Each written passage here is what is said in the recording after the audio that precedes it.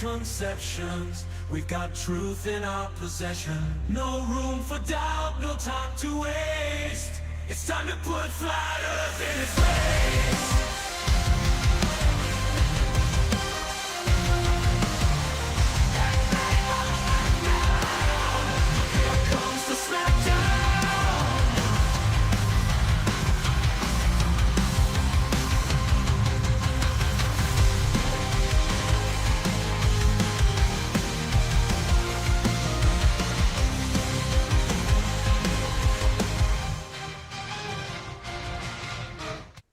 Welcome everybody to Tuesday Night. I'm your host MC Toon, and we've got in the house Daryl Barry Jr., or just Daryl, who last night we reviewed the debate that he had with Witsit, Austin Witsit, on it was on Sunday night, right? Sunday night, 9 p.m. or 8 p.m., one of the two. All right. Well, Daryl, I'm glad to have you here. We had talked before about you coming on to discuss a previous debate, but it didn't line up with this one. I saw you debate him. Like, this has got to happen. It was good. Awesome. Thanks. Yeah, I'm a big fan, so it's always great to be here. So we're a little seat of our pants here. We talked a little bit about what we want to discuss, but it's just talking about the debate in general. So if you haven't seen it, you're fine. You don't have to have seen it. But I reviewed it yesterday, and of course it was on the day before. It was hosted by Modern Day Debate. So now we have this, I have this clip you sent me. Do you want me to start that just to warm us up a little bit? Yeah. Or? Sounds good. All right. And a little bit of a preface about it. I pulled Witsit's clips, and he tried to pretend like some of the things were private. So I went and got the Discord that I got a lot of stuff from and showed that it's a public Discord. And he also tried to make it look like it was out of context. So now I have the videos where people can go actually see the videos, and you can see a bit more of his contradictions. And according to him, you'll be able to see what that means. So. Okay. And I'll pull up the stream as well so I can look at the chat. All right. Is his audio good still? I mean, his microphone is what his microphone is, but do you hear him fine? It was doubled for a second. I know I fixed that, but let me know if that's if it's an issue. So okay. So this is just let me know when to pause it when you want here. So. Oh no, I can just keep playing. Okay. The level of like mentality. Think about the mentality required to come here. It's almost like this weird obsessive sadist. Like it's like, let's just try to ask Austin, like let's treat Austin like he's our child or our slave. He's so beneath us that we can come and be like, hey, do this, do that, do this. Hey, you know what? Make these equations for me. Hey, pull this out and write this out for me. Hey, go do. It's like, no. Oh, listen, here are your clips. That was the point. It's out of principle. It was disrespectful. He proved my point with that. That was the biggest weird irrelevant when he played was like another like weird irrelevant, nothing to do with the subject straw man. Oh, the one that you claim that you're really good at math? What? Okay, it was another straw man. So what I said was I have an aptitude for math. Hey, Max, since you're so smart, can you define aptitude? And I want you to pay attention to how this conversation has progressed and just use a little bit of wisdom. You see how he turned it around on Max there? Right. And that's exactly what a few days ago he said I was so rude, and obviously he was math, but he's going to be wrong out of the way. He's wrong about the math. He can't do the math. He was trying to check and drive on it, or he's wrong because he was being rude just now to him, right? He was the one who was trying to make him a slave, just right? And you'll see how I asked the question at the end of that same video. I asked him just like he asked your boy as a challenge. Yeah. So. Recognition and discernment, you realize that when someone is telling the truth, they are going to stay consistent. They're going to remain consistent. Someone that is representing something untrue will have to constantly shuck and jive and update and change their position. What did you say? To what over a flat earth? Local light sources. Oh, I see. Geocentric coordinates here they are. Here's the key to the geocentric ephemeris of the planets. So here's And you pointed this out to me yesterday because I was so busy thinking about the concept I was thinking about that I didn't even realize that right in the thing it's talking about 1 AU. So I'll show the image of that momentarily. Yeah. And it's like, oh my gosh. And he's saying local light source earlier this year. Yeah, he's inconsistent, of course, because sometimes he's debating for the dirt pizza, but on Sunday he threw that under the bus. That wasn't his concern anymore. He's citing things that are talking about globe geocentrism with the sun that's 150 million kilometers away, like you're showing right here. I gave him too much credit because I'm thinking of geocentrism, like real geocentrism, but he's talking about flat Earth geocentrism, so it's even worse. Yeah, and in the beginning of my video yesterday, I covered it, and of course, a few people mentioned it in the super chats on Modern Day Debate. That dirt pizza, I'm avoiding that word, just to give YouTube a little. Maybe they won't mark it. I don't know. I'm sure it will say it enough. That you can't have it be geocentric, because if it's an infinite plane, there's no center. If it's a dome, well, then the center would be halfway between the bottom of it, whatever that is, they don't know, and the top of the dome. None of that works. So none of it is geocentric when you're talking about the terra tortilla.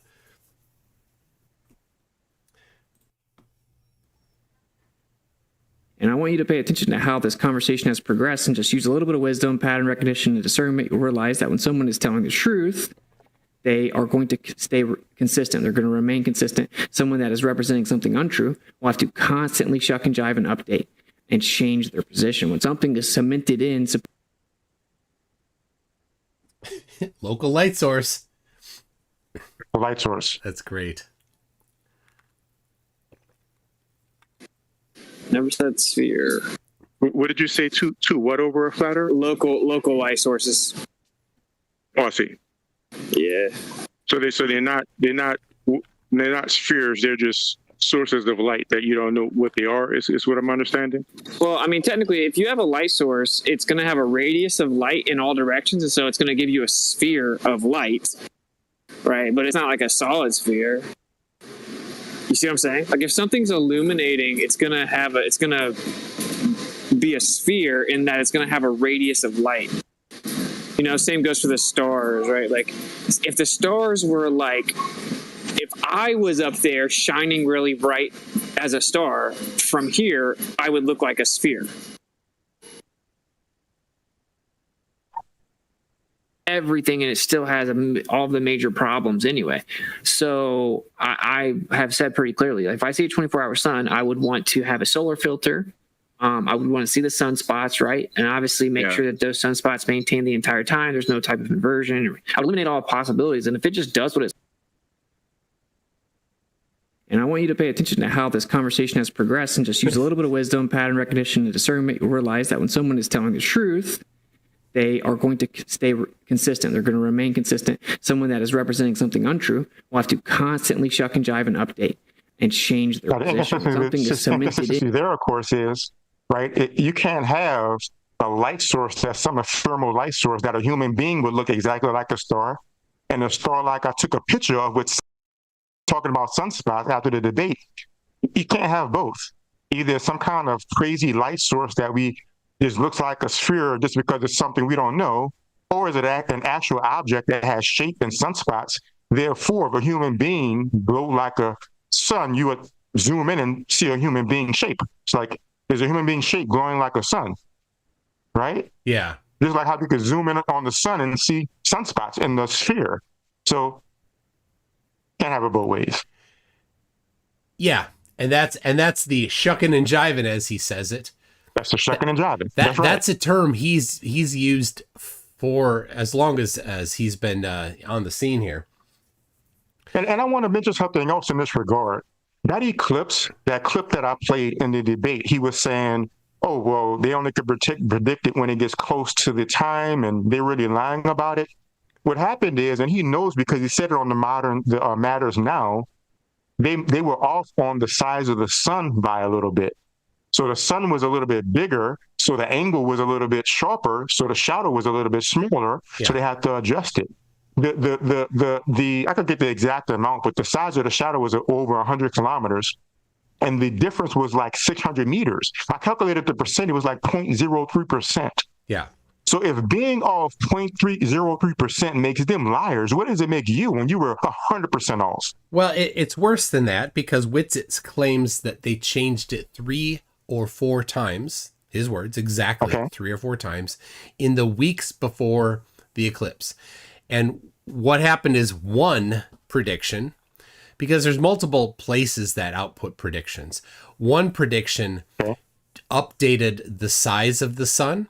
Others had used the different size of the sun in their prediction already. But this one particular one, out of a group of people, I think, that are in Ohio, and they updated it once, not 3 to 4 times. And it wasn't about the position of the moon. The position of the moon, they don't update the. This shows his ignorance. ELP 2000 is the ephemeris for the position of the moon. Right. So when people look at the ELP 2000 and then predict the path of totality and the width of the shadow, they use ELP 2000. So they're not going and, like, in the weeks before the eclipse, they're not updating ELP 2000. Right. It does get updated. There's different versions of it over time where they increase precision and things like that. But it's not the weeks before the eclipse. No astronomer is saying, "Oh, the moon's here." ELP 2000 is a little different in an ephemeris than others, because a lot of the ephemerides are.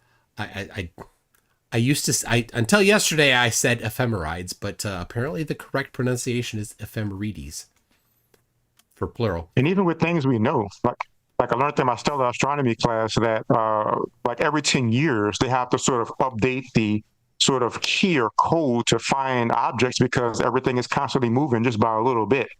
So every decade or two, they have to keep updating the table so we can reference things properly. Especially for smaller objects. But anyway, the ELP, let me finish on the ELP 2000. It doesn't have positions plotted out. It's actually just a bunch of equations, where the other ones, like VSOP 87, is just a table. On this day at this time, here's the positions of the different celestial objects. And then here, on this day at this time, here's the positions. ELP 2000, you input the date, and it tells you where it will be based on a formula. Okay. So good luck using, having an astronomer go and measure the position of the moon and then, like, change all of the formulas real quick. That's not what they're doing. All right, I'll play a little more here for you. And they'll say, "Oh, you just can't understand math."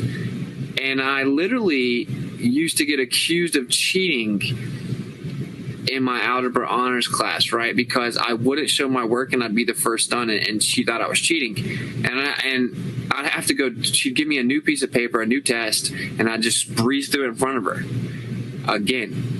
And to prove I wasn't cheating. And then she ended up accusing me of cheating again. And numerous math classes, this actually happened. But it doesn't matter. I'm certainly not trying to brag. Yeah, like when I was good at algebra and I would just like breeze through algebra and do it in like 2 steps. You should go and talk to some of my teachers. I used to get in trouble because they said I was cheating on my algebra because I didn't have to work it out. But I had like an aptitude for math. Like if I sat down with you guys when we were in high school and Algebra 2 honors, I would have smoked you, dude. I'm certainly not trying to brag. I used to finish long form algebra without showing the work. But I literally have an aptitude for math, bro. I have an aptitude for math. I'm so tired of people saying I can't do math, dude. I scored like incredible on my math entry exams in the college preparatory class. I like when he says it's well known. And stuff like that. And well known. Full ride to private university and stuff. Okay. The full ride to private university. This is great. Just such a liar. Honestly, I just got a full ride to play football. But I literally have an aptitude for math, bro. And dude, it's well known that I have like an aptitude for math. I'm certainly not trying to brag. I got a scholarship to a private Not university. trying to brag, Claims to though, have done the He's not math, and trying to really he brag. just wanted to see if they knew how to do the Taylor expansion, right? Which let me bust your bubble here, buddy. Give me 5 minutes to learn it. Like it doesn't make the Earth a globe, but He's going to learn Taylor expansions in 5 minutes. Right. Oh but the my- point is, though, he didn't know it, right? Right? And we in a moment. And that's his after show. I did not hear him say that. Oh my gosh. Yeah. Yeah. Right? And he's going to run rings around Neil deGrasse Tyson where he needs to learn Taylor expansions. What the I mean, to be fair, you don't need to know Taylor expansions, right? Not everybody needs to know it, but he thinks that he knows math so well that in 5 minutes he's going to learn Taylor expansions. That is a good point. I actually had to review that several times. Like pretty much every class that I needed it in, I had to go through it again. Oh yeah, I mean I did it in school, and then I'm like, hell no, I haven't used it since. But I mean, I've run into it. I'm like, oh, okay, and then I'm like, let me read up. Okay, somebody else. I mean, like when I'm reading something that used it, I didn't do it. Somebody else did it. I'm like, okay, I got to get my head around this again. It's not just a 5 minute thing. My gosh. Well, his 160 IQ will carry him, of course. You know, that's why he can learn it in 5 minutes. You know. Oh, yeah, that's so good. Dude, I'm not trying to brag here or whatever just to make my point. I'm in the higher percentile of IQ. You would get demolished. I would wipe the floor with Neil deGrasse Tyson. Literally, I would demolish that dude.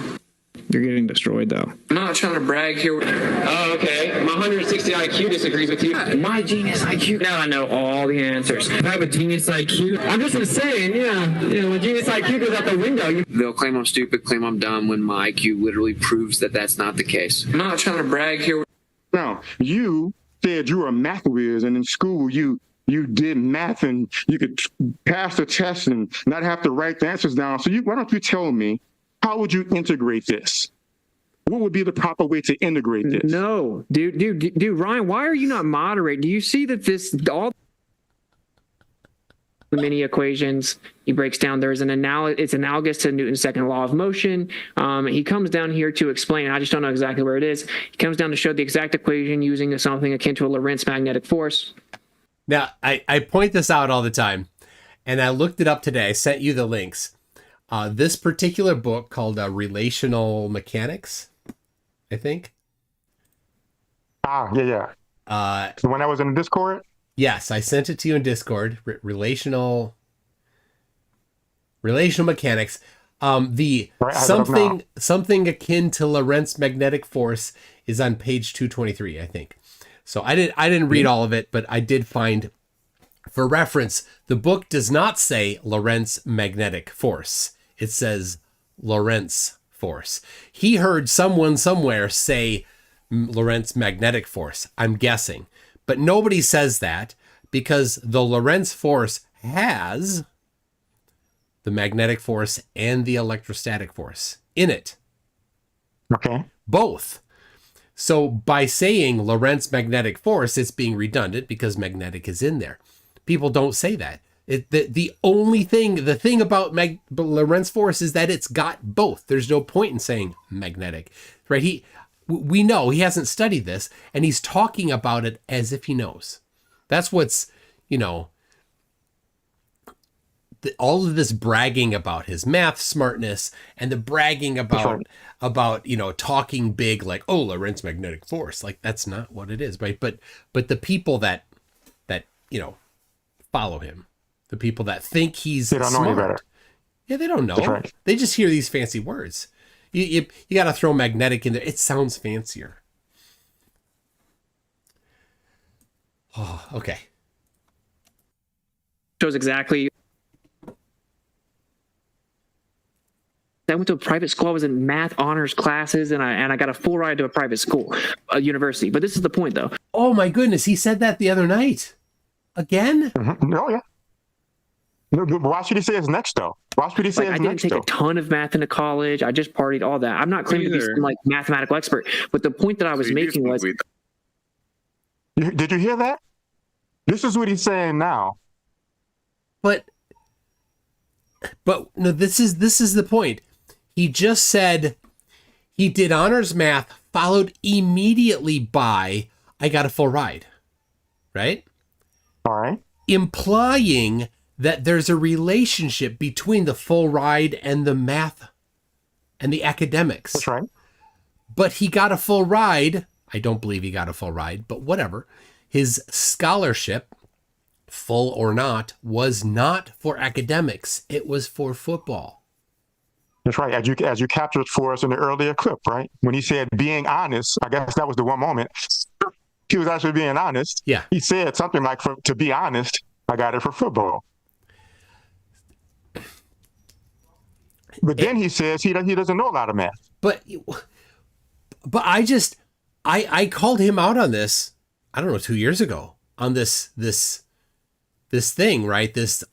He keep constantly claiming that he got this full ride scholarship, implying that it was for academics when it was for football. And again, just 2 days ago, he went into the same thing on Matters. I can't believe it. I haven't watched this one for Matters Now, obviously. All right. Wow. There's some interesting stuff on there. Yeah, I'm gonna review it. Yeah. I mean, I didn't have time to go through the whole thing because I had a meeting with my mentor to do on my research, so still have to get some stuff done this week. But I still was able to get through a bit of it. It's pretty interesting. Oh my gosh. Okay. Let's we got a little bit left on your video you made here. and I want you to pay attention to how this conversation has progressed and just use a little bit of wisdom, pattern recognition, and discernment. You'll realize that when someone is telling the truth, they are going to stay consistent. They're going to remain consistent. Someone that is representing something untrue will have to constantly shuck and jive and update and change the position. Think about the level. That's great. And that's it. Yeah. So we just comparing and contrasting Witsit versus Witsit. According to him, and a shucker and driver and a liar. According to him. That's his metric. Yeah. Exactly. If a scientist can be off by 0.03%, and he couldn't give, not only could he not tell us when the conjunction of Mercury is going to be. By the way, the conjunction of Mercury simply means that Mercury is in between us and the sun. That's all it means. Yeah. But you can look up any site to see conjunctions all the time. I don't think he even knew what it meant.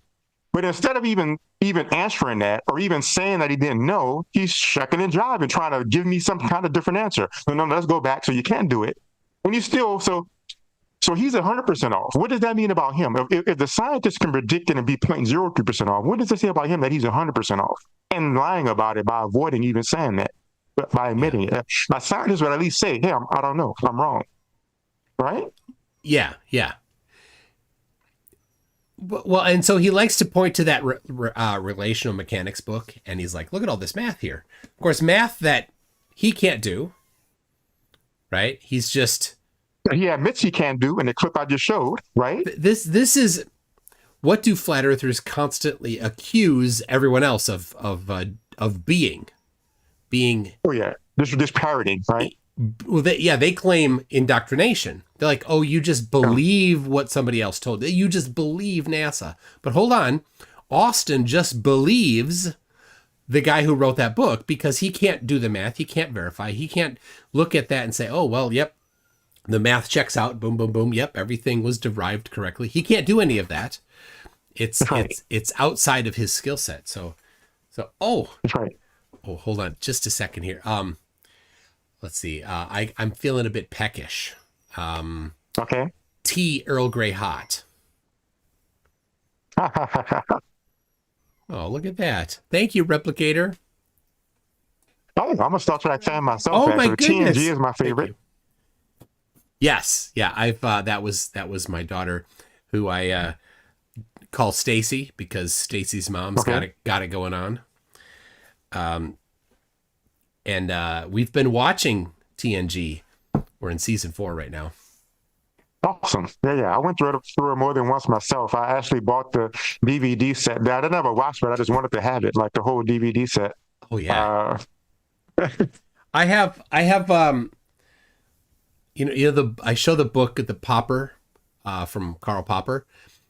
I bought the book, and then I was reading it, and I'm like, oh, I'd like to have the online version. So I just got the online version. So I've only read the online version, not the paper version of it, but I got the paper version. And then she handed me 3 soft-boiled eggs. So I don't know. I had not tried soft-boiled eggs until like 2-3 months ago. She comes in here one day. She's like, "How do you make soft-boiled eggs?" I'm like, I looked it up, and I'm like, I'll have one. They're good.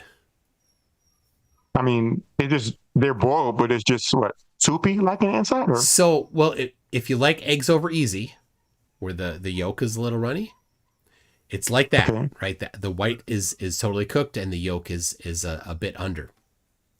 Interesting. So, yeah, you get the water boiling, you put them in for 7 minutes, and then you take them out and blanch them in ice water, so it stops them cooking. Interesting. There you go. All right, there's our cooking tips for the day. So the next generation is your favorite. We got somebody. Lord Illuminous Pooh says Cisco hands down. What do you think of Cisco versus Picard? Right. I mean, Picard is going to always be my favorite, but Cisco was all right, you know. Many of them are all right, but I just like Picard as well. He just had this presence. You could tell that's Patrick Stewart. He used to do like Shakespeare, and you could tell he has this presence about him, you know. So he just made that role, man. So yeah. Okay. I got a couple super chats. Let's see what the audience has to say here. Yeah. Lord Illuminous Pooh says there was a kidnapping at my son's school today. He woke up. What do you get when you combine a rhetorical question and a joke? Okay. It's not serious, but it comes off as serious. A rhetorical question and a joke. Sometimes Lord Illuminous Pooh's the jokes miss, and this might be a miss. I'm not getting it. Yeah. Tim Davidson says Witsit couldn't stand being held to his own words. It's true. Oh, he got nervous. His body language. He threatened to quit. Yes. But you know another interesting thing, by the way, in that matters now. He was talking about freedom of speech and stuff, and apparently he was wanting to get me banned. He wanted to get you banned. How do you? Yeah. From Modern Day Debate? From I don't know, from Modern Day Debate or something. It's in this. I saw it. I don't remember exactly where. Because a few times we were talking while at the same time, so I didn't really hear everything he said all the time. Okay. But hearing it back, he said I should be banned.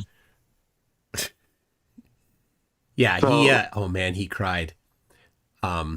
We should watch that particular interaction again. But let's if somebody could queue up exactly what time that was. It's like an hour and something, but I have the video ready to go. Let me get a few more of these in here. I loved how you pressed him on his own words. NA gifted 5 memberships. Thank you to NA, and if you're the recipient, make sure you thank him. General says, Tune. Daryl does not know the current explanation of why the planets go around the sun, and he showed up to a debate about heliocentrism. Ask him. Awesome. Yeah. So that simply fits the bill of the common flat Earth, what's the proper word? Delusion, deception, where they try to obfuscate and pretend like they understand relativity to try to throw the conversation off, which I remember Witsit doing in the debate. And I say, who's obfuscating now? Yeah. So relativity is only absolutely necessary when we're talking about things that are going either very fast or that is near a large gravitational field or is a very big gravitational field, like black holes or even like that video I showed with the stars going around the black hole. The gravity is so big that you need relativity to explain it very precisely. Other than that, like when you're talking about the planets, even though Kepler, his laws, he took the sun to be the actual center of the solar system, but it's not. Like I said in the debate, that everything rotates around each other. It's just the sun is so big it moves just a little. So technically, even Kepler's laws, without taking into account Newton, is slightly off, but the difference is so small that it doesn't matter. So just like how we didn't need Newton's laws for Kepler to be accurate, we don't need relativity for the update of Kepler's with Newton's to be accurate. So you just it's a proper word non sequitur to try to make it seem like some kind of something where it's not. Yeah. So it's just irrelevant. So so I'm not going to fall for that nonsense. Yeah. And what general I think is a flatty here is trying to do is to claim that when we talk about mass attracting mass, trying to claim that that's not even the current model or the current paradigm. It's not the current paradigm in that it's not it doesn't include the next level down understanding of the cause of it. But when we are, what's that? Go ahead. Yeah. When we are doing, applying how things are going to move and how the forces and the dynamics of movement in our solar system and all of those things, we can just use Newton's law of gravitation. We don't need to apply, we don't need to go do the field equations. And the field, this is what they always miss. The field equations resolve to Newton's law of gravitation for our reference frame, where mass is small and velocity is small. So it's not that it's not the current. It is 100% current. It's the same formula. The same law of gravitation comes out when you apply our reference frame. So good job, General. And let me, this is a good time to share something, by the way. I've been meaning to talk about this. This is my my textbook for a class I'm taking in this fall. Do you see what that says? Classical dynamics. Hold on a second. Hold on. Okay. There you go. Okay. I do that. Classical dynamics. This is a textbook for a class I'm taking this fall. And with this, I tried to get there pretty fast, but it didn't work as I wanted. Let me go to chapter 5 really fast, because I try to get ahead on stuff. Let's see what chapter 5 says. It'll be too small for us to read, so you just read it to us. I'll zoom in. Yeah. Gravitation. This is chapter 5 of a current textbook, talking about gravitation and Newton's laws. Oh, look at that. They're just wrong. They're just 100% wrong. And I'll tell you another thing. Ever since I got into flat Earth, this is something I've done, believe it or not. Every single class I've had with a physicist, everyone, I've asked them, well, what about people who say that relativity has supplanted, the question that flat earthers ask, I asked them, and none of them have said what the flat earthers say. These are people who actually do science and make inventions, and these people are just wrong. So I just wanted to share that for people who were interested.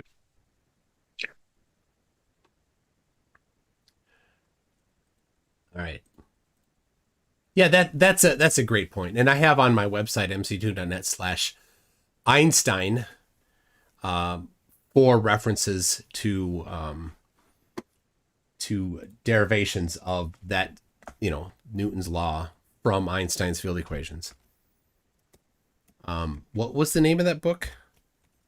Classical dynamics. It's like a standard Newtonian. Really, I mean, it's very heavily based on Newtonian, but basically, if in order to get the relativity, you need to pass this stuff, right? So it's not like relativity, like flat earthers have deluded themselves into believing it's some kind of thing it's a progression. Yeah, you build up to it. So here is the list I have, and does that derive it in that book?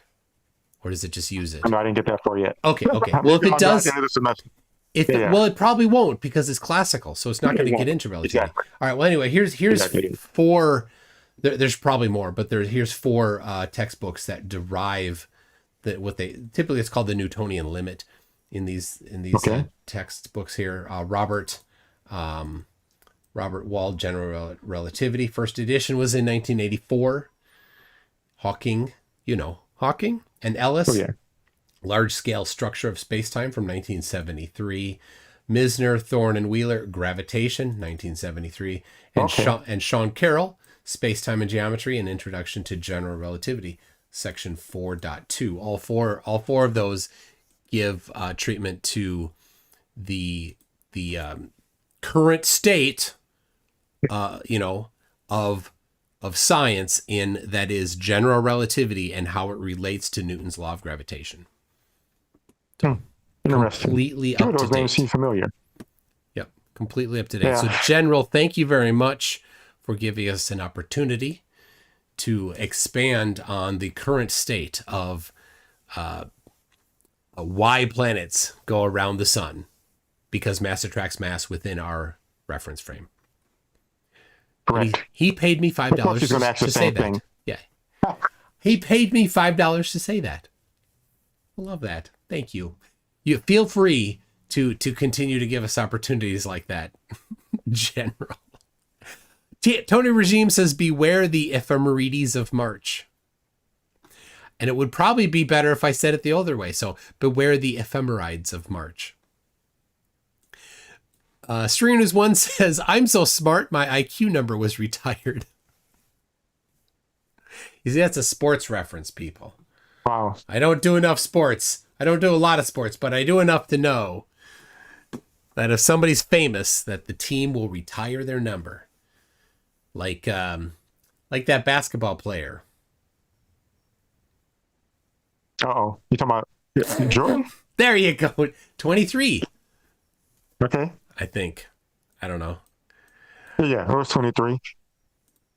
Even though I remember him putting it back on, at least I saw a video where they had a little sort of like documentary. Apparently he was playing somebody.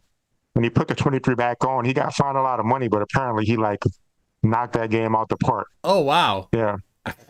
Mm-hmm. I don't know. I guess if you look up the game that he put the 23 back on for that game, it should come up, I guess. But I didn't look into it in detail. I just saw it in passing. Ashton Richards says, whoa, MC Toon is MC Tan tonight. This weekend I was in Milwaukee at an ultimate Frisbee tournament all weekend. So I was outside all weekend. So I got a little bit of sun. There you go. I know how that is, man. You know I've been how outside a lot with that spectrometer. Yeah, did you have a container though? Oh what they're God. trying to say. Right, in their little echo chambers, they all pat themselves on the back for being so smart about this. But they're like, well, how do you know that something between here and the sun didn't affect it and taint your results? There's answers to that. They didn't look it up. The answer is, right. Of course, They never do. we know the contents of the atmosphere between ground level and where the atmosphere gets to essentially a vacuum. And it's not that far in relative distance to how far it is to the sun, right? It's a very small percentage. But once you get above, just say 100 kilometers, there isn't a lot of matter there between that place and the sun. So that's how we know that there isn't something there. But if a flat earther's like, oh, well, first of all, they don't acknowledge that even exists, right? They don't think that. But they're like, well, how do you know it wasn't something between? What was between? Do you have evidence that something was between? What was it? Don't know. They don't have anything. They just think you need to have it isolated perfectly somehow. The people who don't do any experiments demand that other people's experiments are perfectly isolated. That's right. What do you think is behind the hood, though? Flat earthers seem to believe that if they have some evidence they don't want to accept, all they have to do is just say it could be and just make up something on the spot. And for some reason, for them, it seems they really believe they've debunked it, because they say, well, it could be whatever they made up. Yeah. I mean, within their echo chambers and, you know, to their people, they pat themselves in the back. So what's behind it? What's behind the hood or the veil? They all got to where they are through whatever process. You know, they watched an Eric Dubay video or whatever they did. Now they think that the Earth is flat. So then what? Well, they're not going to give up on it because they didn't get there through rational thinking. They didn't get there because they looked at, you know, rigorous measurements. They got there by watching Eric Dubay say the horizon rises to eye level and then show a whole bunch of non-measurements. And they're like, oh my gosh, the horizon, right? Like you didn't, that was so non-rigorous. And now then we come along with something rigorous, right? Where you can actually put numbers on it. You say, well, this surveyor measured the horizon and discovered that it dropped by this specific amount. And he measured it 20 times and took a statistical average of it. They're like, nah, I'm going to take the Dubay video with no measurements because it's not a rational position. So they're not going to rational position themselves out of it for the most part. So that's why. And so then the rest of them, they all sit there. They're all of the same mindset. Well, how do we protect ourselves from the owie facts? They're making us have boo-boos in our hearts. So they sit there in their echo chambers, consoling each other, patting each other on the back for being so woke, and then also exchanging basically, I mean, they're not consciously doing this, but what they're doing is they're exchanging ideas on how to come up with ways to make themselves feel good in responses to actual evidence. That's right. Awesome. All right. Jiffy Jiffwald says Witsit. He wrote Witless. I try to say his name correctly. Witsit graduated summa cum laude at Jim Bob School for Learning and Mathematics in Butchfuke, Arkansas. Good attempt. They're trying to get me to say how to pronounce that. Good job, Jiffy. Mr. E-Man says, here's some money for your analysis. It jumped. Hold on a second. Here's some money for your analysis of the best that the watchless bench warmer can do. Wattless bench warmer. Thank you, Mr. E-Man. All right. Jiffy Jiffwald says Witsit's experience with football involved trains, I bet. He was redshirted his first season there. He did not take one snap. He didn't play at all? He did not play at all in college. Right? So we got a full ride, and I don't know. Sometimes people say, well, they get redshirted so that that first season doesn't count. So then they can do 4 full seasons after that. If they're not, sometimes they're not quite good enough. Sometimes they're like, well, they're good enough, but we want to have a little more runway. I don't know. There's a multiple different reasons why somebody might get redshirted, and it's unknown why he was redshirted. So only conjecture can be what we have. So, but yes, he did not receive one snap to his full ride football scholarship, as he said in his freshman year. According to him, he didn't learn math, but just partied all the time with, even though he's going to talk about high level papers. Yeah. And he has an aptitude. Aptitude. Icy Spin says, great job, Daryl. I wish you pressed on 20-year time lapse. 20-year time lapse. Oh, talking about the video with the black hole? Okay. What do you think I could press on that with? Yeah, I don't know. I mean, what Witsit didn't, he just didn't address it. He knew he couldn't. All he could say is fake. That's the only thing he would have. Right? So gotcha. What else would he do? But yeah, I mean, it's fun. It's fun to press him and then watch him go like,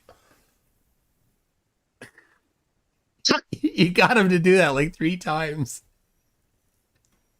I used one of them for the thumbnail of this video. Makes some amazing faces, man. I think the face that stuck out to me the most was you remember how he was like, when I asked him to do the math, and he was like, he's not going to do it. And then I said, well, you tell me this when you challenge me to answer you about how I know the Earth is revolving. Yeah. Is that what I should have told you? Should I have told you, oh, you're not the boss of me. I'm not going to answer your questions. And if you just find that part and look at his face and his position at that moment, he really knew he was had. Right? Because in the very same debate, he challenged me earlier. But suddenly challenging him is suddenly such a horrendous thing. So it's amazing.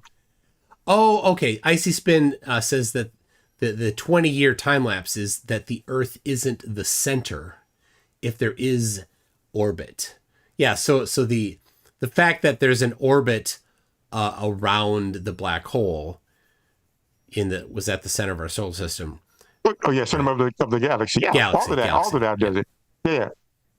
I think all of it does. The fact that stars are going around the galaxy, the fact that galaxies are going around themselves apart from Earth with the bullet cluster, the whole spectrum show that gravity is working and is not all going around the Earth.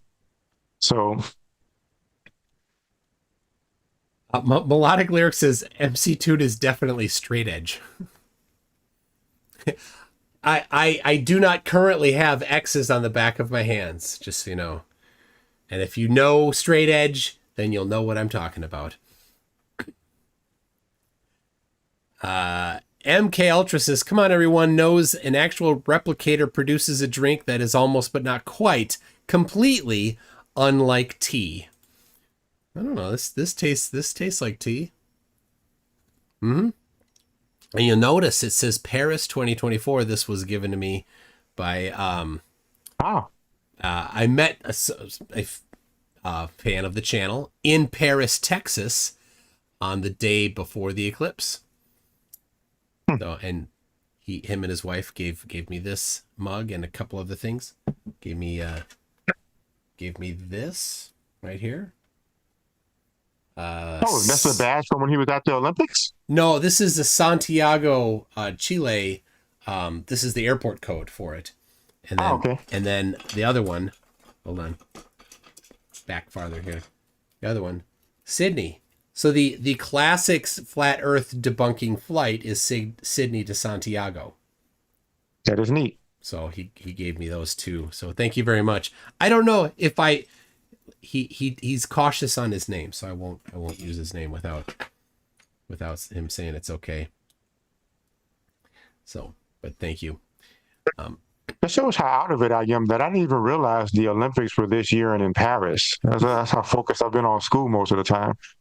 Are they done yet? I don't know if they're done or not. Yeah, I don't even know.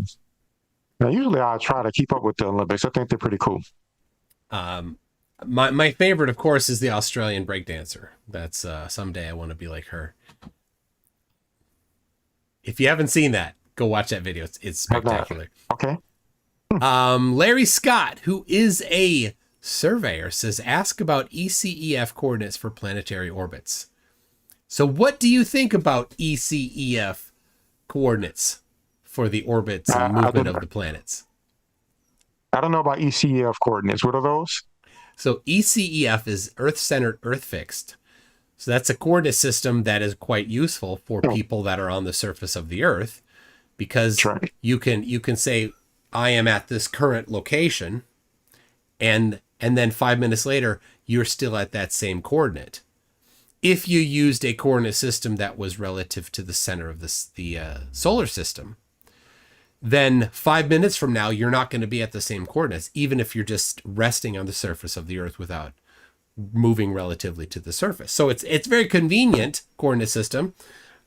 Both of them are valid coordinate systems, and all that you need to do between them is to do a coordinate transform between them. But if you were going to say, well, where is Mars right now? You would not be convenient to use an Earth-centered, Earth-fixed coordinate system necessarily. Depends on what you're trying to do. If you're trying to point your telescope, then yes. If you're trying to move a spaceship there, then you're going to want to have a little different coordinate system. Right. Apparently, Witsit was trying to say that could explain Earth being in the center, which would mean, I guess, everything is revolving around the Earth. Well, he was saying how gravity could be pulling in all directions. He was saying, repeating that on Matters Now. No, the ECEF thing is he doesn't understand coordinate transforms. He thinks that if you're using a coordinate system that is Earth-centered, Earth-fixed, that means that the Earth has to be fixed. That's what he thinks. Because and he uses a geocentric coordinate system, which then means to him that the Earth then must be geocentric. But no, it's actually a reification. That is they like to use that word, but the reification is taking an abstract thing and thinking that it is then concrete. So the abstract thing, a coordinate system transform, they're making concrete by saying, "Oh, you're used a geocentric coordinate system, therefore the Earth is geocentric." Well, but I also used a heliocentric coordinate system, therefore the Earth is heliocentric. No, neither of those are the case. They're just coordinate systems. This is basically the astronomical equivalent of a flat earther doing a Google search for words and finding a flight manual that says, airplanes pretend it's on a stationary plane. Yeah, they ignore the sentence, of course, that says rigid body and everything, but it says flat stationary plane, so the Earth is flat. This is like another version of that. Yep. Okay. Anyway, so that's Larry Scott says, and then to come around again, Larry did in a comment, ECF is Myers rectangular Cartesian coordinates. Yeah, so it's an XYZ coordinate system, which is not what we typically use for the for like our GPS position. We often say, or latitude, longitude. Longitude is a spherical coordinate system, where ECEF is Cartesian, where the origin is at the center of the Earth, and then you have an XYZ. But again, there's just a transform between Cartesian, 3D Cartesian and 3D spherical coordinates. Satellites are fun. I did a survey class. I was telling somebody that in the comments on modern physics, and a third of it was relativity, a third was quantum, and a third was statistical mechanics, if I recall. And for the relativity part, we had to actually calculate how all satellites get, like the GPS satellites. If I remember right, it was something like 6 microseconds every so many rotations or something like that. It was pretty interesting. Because of relativity? Because of their speed. Oh, yeah. Yeah. So they have to be constantly updated, or else after, like, I forget the exact details, but like, let's say after a month, it'd be like a mile off, and then after, it'll just keep accumulating until the point where you'd be driving off a cliff if they didn't take into account relativity with the satellite. So it's pretty cool. Yeah. Larry Scott had said ECF is a Myers rectangular coordinate, but he's corrected himself. It's a meters. So I thought Myers was just the name of a person or something, but it's a meters Cartesian coordinate system. So, all right, we've got Ichujiku and ICHIJKU. How do you pronounce that? That's the person's name? Yeah, is that? It feels like it's Japanese. But I don't know. Thank you very much. $6.99 Canadian, but no message. Thank you for that. Okay. Tag my name if you did want to give a message. I'll read it out. Lord Illumis Poo says most women like to spoon in bed. Men prefer to fork. Jeez. DJ Nug says, Daryl, it was a pleasure watching you not let Witsit run away from the math. Can't talk your way out of math. That is correct. So I was prepared. In general, flat earthers run, but Witsit, of course, is probably the king of runners. And so yeah, I was prepared to keep him on track. Did you watch the comments? when you were doing that? I've been enjoying the comments. Oh, Not while I was doing the note. I was just focusing on the debate. Like, so after, yeah, don't read the comments during a debate, especially on modern day debate. But I watched them after the fact today. It was so good. All the flatties like, math is not real. How is math? Math is fake. You can't math it. You can't prove things with math. Oh yeah. And the Globers are like, got him. Interesting. I'm gonna have to watch it then. I'm gonna have to go through and see the comments. Yeah, the live chat was glorious. I loved it. Got to be here, Lisa. We got Lord Illuminous Pooh says, what can you find in a man's pants that you won't find in a woman's? Pockets. Pockets. I don't know what you were thinking, anybody else. But pockets is the answer. Eric Burns says, I have that textbook in my room now. Do you have a paper copy? You're talking about classical dynamics? Yeah. Awesome. Do you have a paper or just a PDF? Digital. Yeah, just digital. Okay. Yeah. Can you, while I'm talking, can you hear my dog crying? I cannot. He's in the other room. He's a bit sad. I don't know why. I think he's locked up. The other one is right here. Penguin is here by my feet. Come here, Penguin. I don't know what Donkey's doing. So here's Penguin. How you doing, Penguin? Now, yesterday Penguin managed to lick my tongue, so I'm doing the tongue block here. There you go. Okay, puppy. Yeah, get down. No, don't get on the desk. Okay, hold on. There you go. She's trying to get on the desk. Okay. Icy Spin says, ever walk on concrete at beach hotel sun very real? Yeah, flatties, as one of their escape mechanisms, they try to make up things about the sun or call into question whether or not the sun is a physical object, or say things like flat earthers will say that they don't know what the sun is. Well, yeah, we know you don't know what the sun is. That's the problem. And maybe if you would figure that out. Oh. And of course, that's why I went through the trouble of getting solar spectra and getting pictures of the sun. Oh yeah. So that they couldn't do that. And from now on, anybody could just refer to that debate if they had that problem. All right, here's Kitty. This is Raccoon. And I already had Penguin on. I think I've got a turtle coming. Donkey? No, Donkey's good. Oh. There he is. There's Turtle. Are you a fan of Garfield? I used to like Garfield. I haven't seen it in a while, but that was one of my favorite cartoons coming up. This is basically Garfield. He's a big, heavy cat. He's bigger than Garfield. How much spaghetti does he eat on a daily basis per pound? Like how many pounds? He does not like people food. Oh, he doesn't. We've tried to give him lasagna. He won't eat it. Such a shame. All right. I think that's it for the pet interruptions. Melodic Lyrics says, but remember, Witsit can analyze the CMBR without having any idea how to derive flux from basic principles.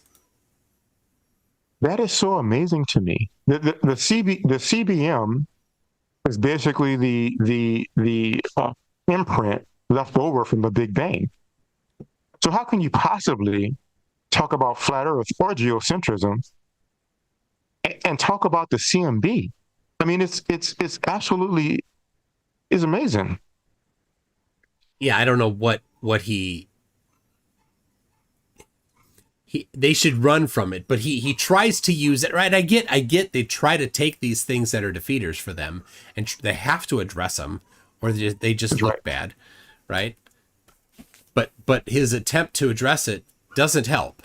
It doesn't make, except again, to his fan base, right? Other people are are like, that doesn't make sense.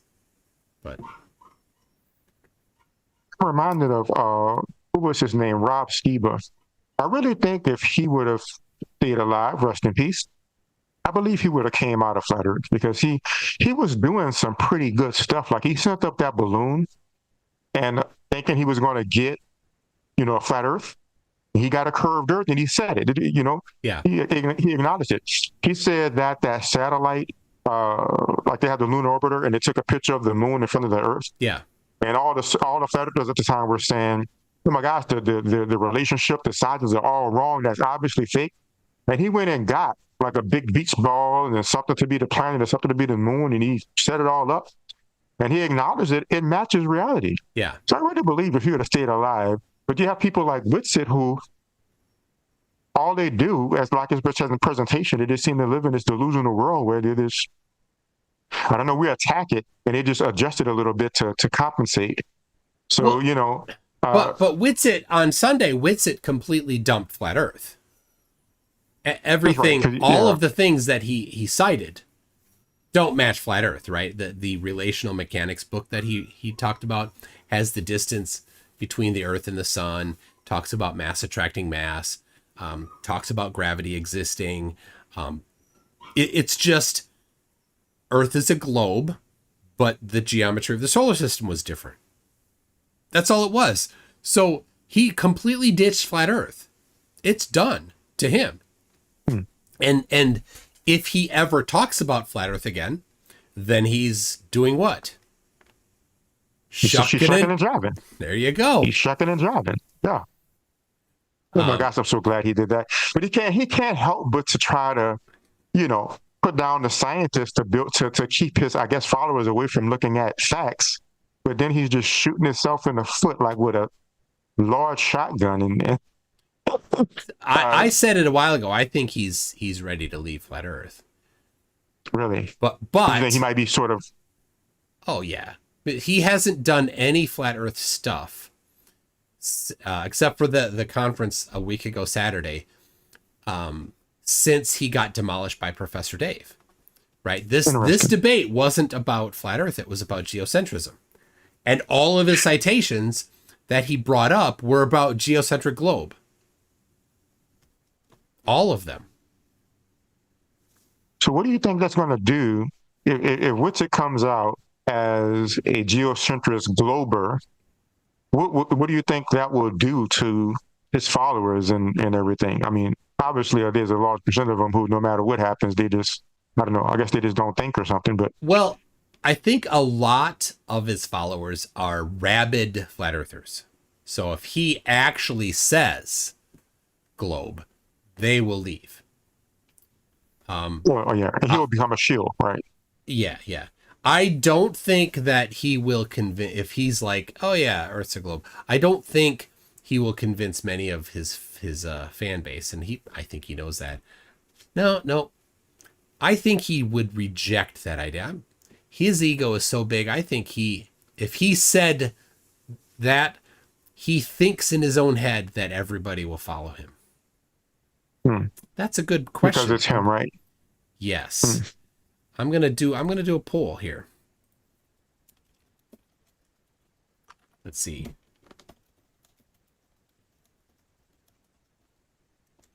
Does Witsit think if he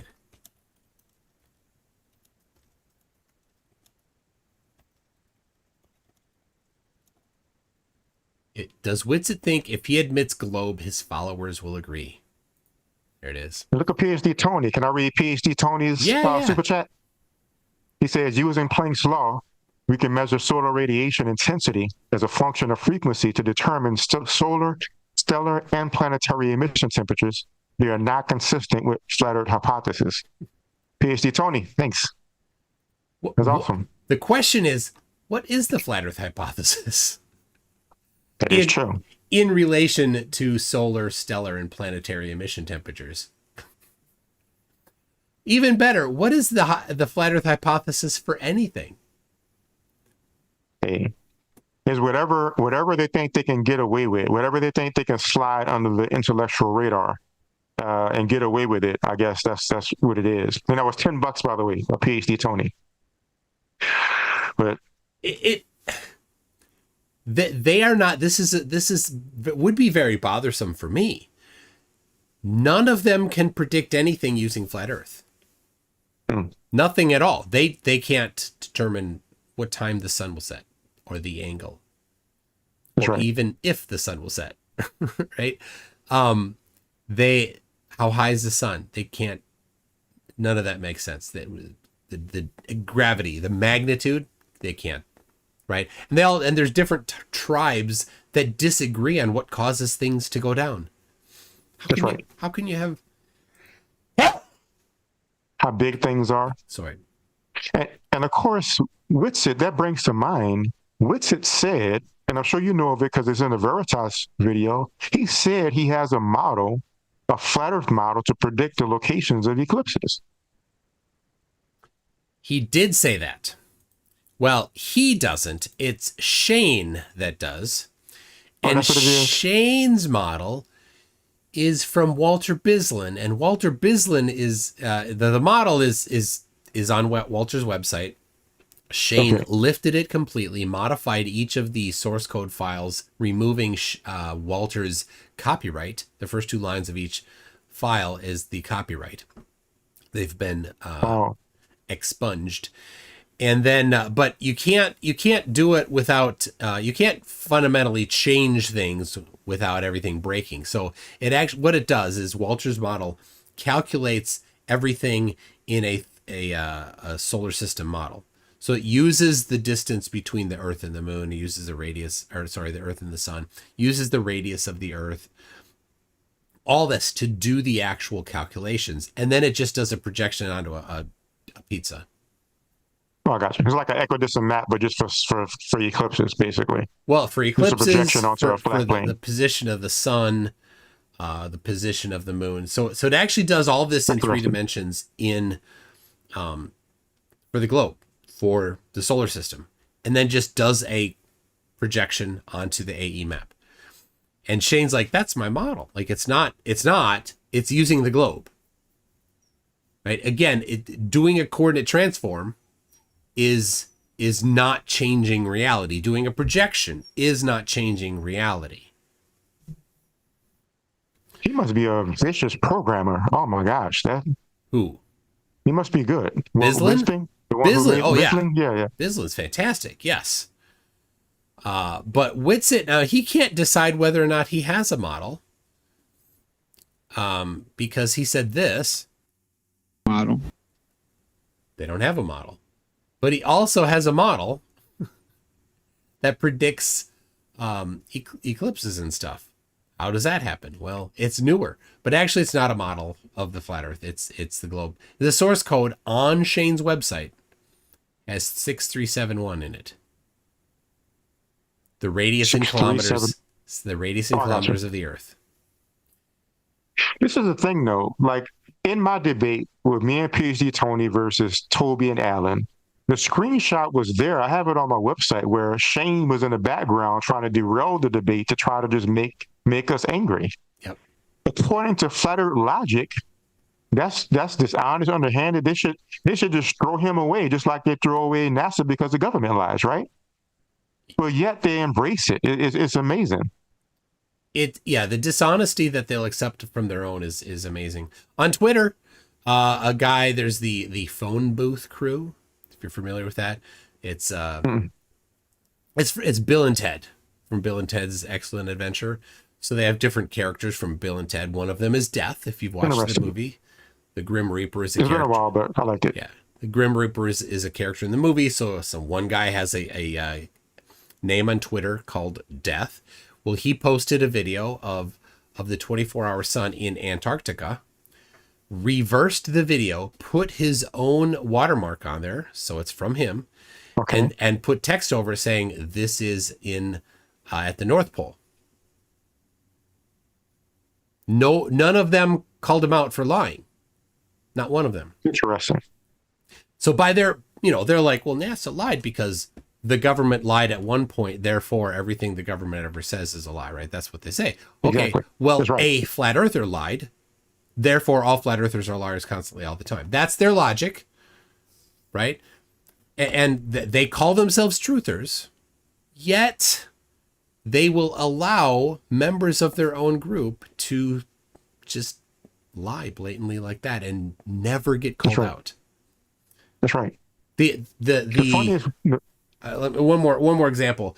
The conference that they did a week ago Saturday, the video screen behind them in the between speakers was what's the Little Piggy high altitude balloon video. If you're familiar with that, it's a GoPro lens, and GoPros have without, unless you replace the lens, has a large barrel distortion. So things that are below the center of frame get curved up.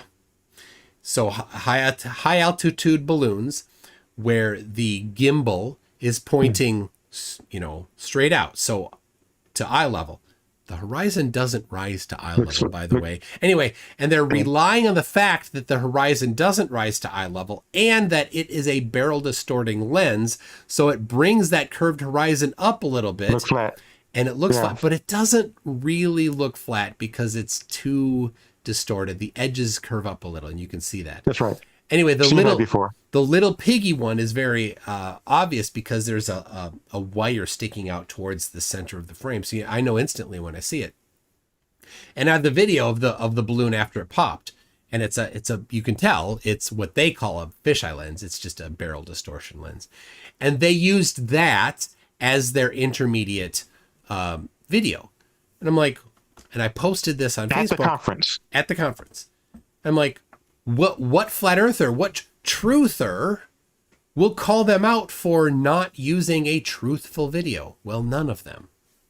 Witsit, who spoke there, I personally called out live for using that same video, right? He used that video in a debate on Modern Day Debate a couple years ago. I called him out. He acknowledged that I called him out. He knows I called him out for using that particular video.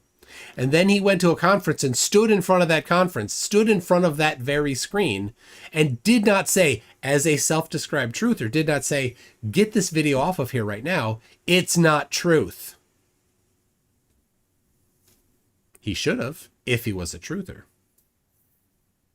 It's just like a cult. That's cult behavior. That's what happens in cults. Right? The cult can do no wrong, even though they're always doing wrong. Yeah. Or have you read 1984? Oh, yeah. There you go. It's Eurasia this time, right?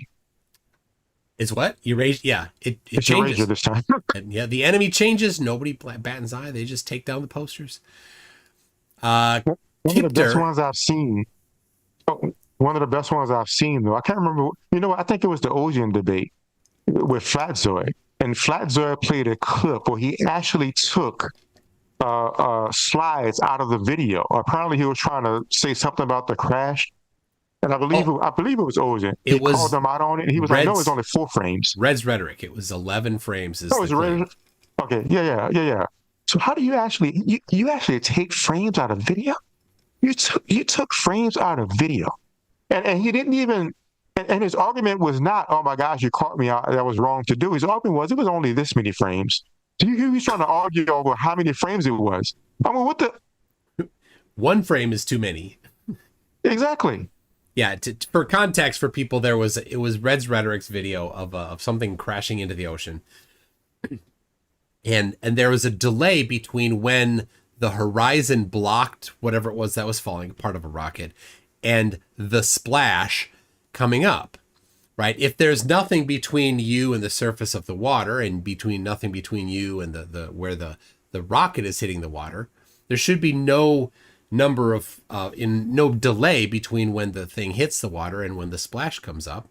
But there are 11 frames between when the craft was no longer seen and when the splash was then seen. You're trying to say that's some kind of visual thing that causes the horizon, right? That causes the bottom of the boat to go away or something? Something like that. It didn't work for Flatzoid, so he edited the video to, I think one of his excuses was, I was just trying to show reality. Oh my gosh. Yeah.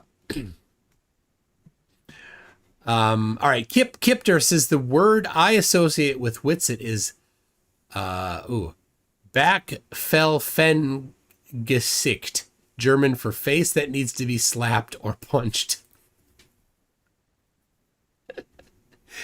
I'm sorry if that pronunciation is bad. Well, I'll try it again. Backfellfengesicht. Let me know how that was, German speakers. Mr. E-Man gifted 5 memberships. Thank you very much, Mr. E-Man. Where's Wally says tunes. Critical Think is taking QF27 or 2827 Signia to Santiago on his way to TFE in December. Just saying. Well, that's great. So Critical Think is going to Antarctica. He lives in Australia. He needs to get to South America. There's a flight that goes between Australia and South America. It's QFE, or it's QF27. These two, let me get this out. These two airports right here. He'll have to take the flat Earth destroying flight to go to Antarctica to destroy flat Earth harder. Is he going to document it or something? Of course, they'll just call it fake anyway. I don't know that, yeah, that there was a flat earther that went on it, who then no longer is a flat earther, but he's still a derpy truther, fake truther, an anti-truther. I don't know. You know, the people that call themselves truthers that aren't truthers. He went and took video of it. And the flatties are like, oh, they didn't. He went in the cockpit. They didn't push down. They had to dip the nose. That was their response to it. And the other was, well, the magnetic declination went weird.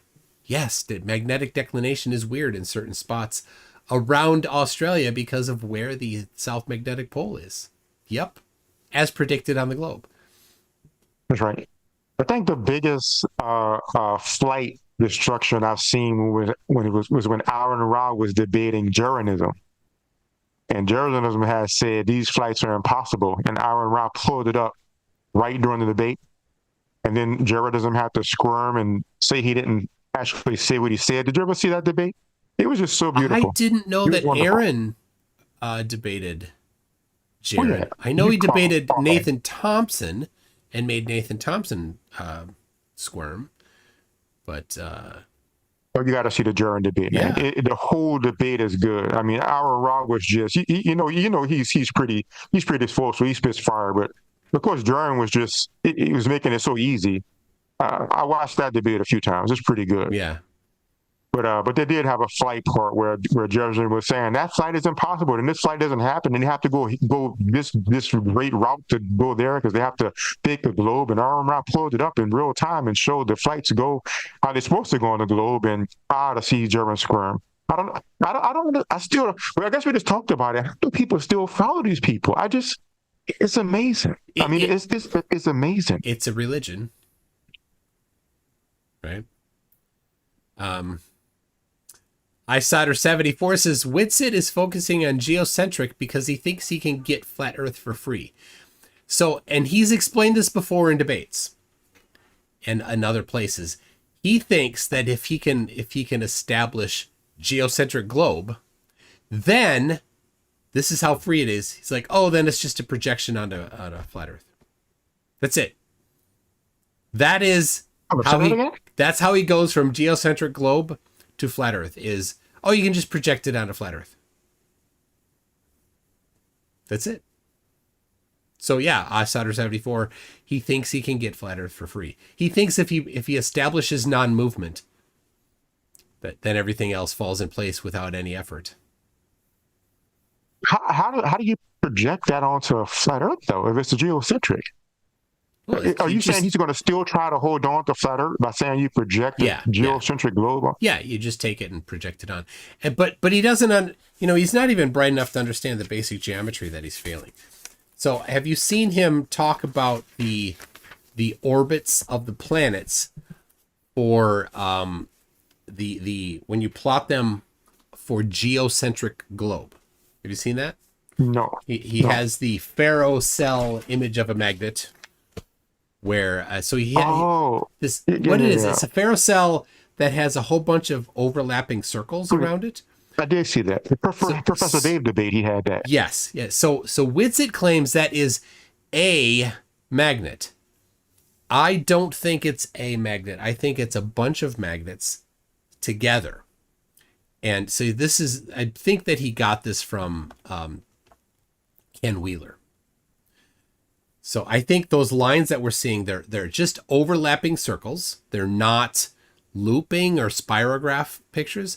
But so he takes that and he's like, that's sacred geometry.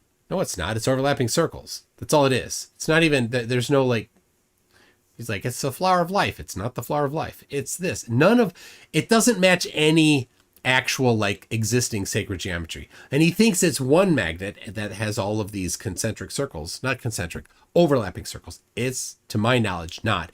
And then he says, oh, look at the orbit of Mercury, Venus, Mars, Jupiter, Saturn on geocentric globe. And it has these epicycles, right? You've seen that's what, yeah. And that's what, until Copernicus, that's what they were wrestling with. They're like, this doesn't make sense with the Earth in the middle. And then Copernicus, Kepler, Galileo, they're like, oh, well, yeah. If the sun's in the middle, look at that. Everything right away is now making more sense. We've got circles, and then it was determined later it was ellipses. So, yeah. So he takes this geocentric one where the time frame of these is multiple years, right? So how long does it take for Saturn to orbit the sun? Right. And do all these loops from the Earth more than a day. But if you actually plot that as the GP of Saturn on flat Earth, you just get a whole bunch of circles that are very slowly changing over time. So you don't it's not actually, in multiple ways, doesn't match. First of all, it's spirograph loops, right? They don't match the ferrocell image that he's talking about, the ferrocell image of a magnet. Also, when you map that onto dirt pizza, you don't get these loops. Those loops only happen for geocentric globe. With the planets many millions of kilometers away, you just get lots of circles that are very slightly changing over time on flat Earth. So none of it matters. None of it matches. And then he's like, well, it looks like this, therefore it is. That's all I need to do. No math. The end. All work proven. Yay! Take a victory lap. That's why in the debate I wanted to press him on the predictive power and being able to determine where things are, because as long as the people who follow him allow such a gross take of things where it's just him just saying what it is, if they actually recognize that real scientists actually have some detailed observations and predictions, and if they were to demand that would be it. So hopefully that touched somebody. Yeah. They might think, hey, why can't he tell us where our planet is right now? We're not going to just look online with the globe model and see it right now, right? Well, and where it's going to be. And his century. Yeah, and he's practiced his answer to that. It's just a repeating pattern, bro. Oh yeah. That's it. Right. The ephemerides of the solar system that he referred to, DE 420, I think 405, I don't know. He referenced one in particular. They were generated not by just looking at the repeating patterns. They were generated by applying Kepler's laws and the laws of gravitational attraction and general relativity in order to predict the future location of the planets in the solar system. And they're correct. And he's like, oh, they're just repeating patterns, bro. They're not. None of the solar system is the same today as it was any time in the past. It's not. It doesn't repeat. So it's just a punt, right? But remember, his target audience isn't going to pull him up on it. They're just going to say, oh, you did good, and they're going to pat him on the back. That's it. That's right.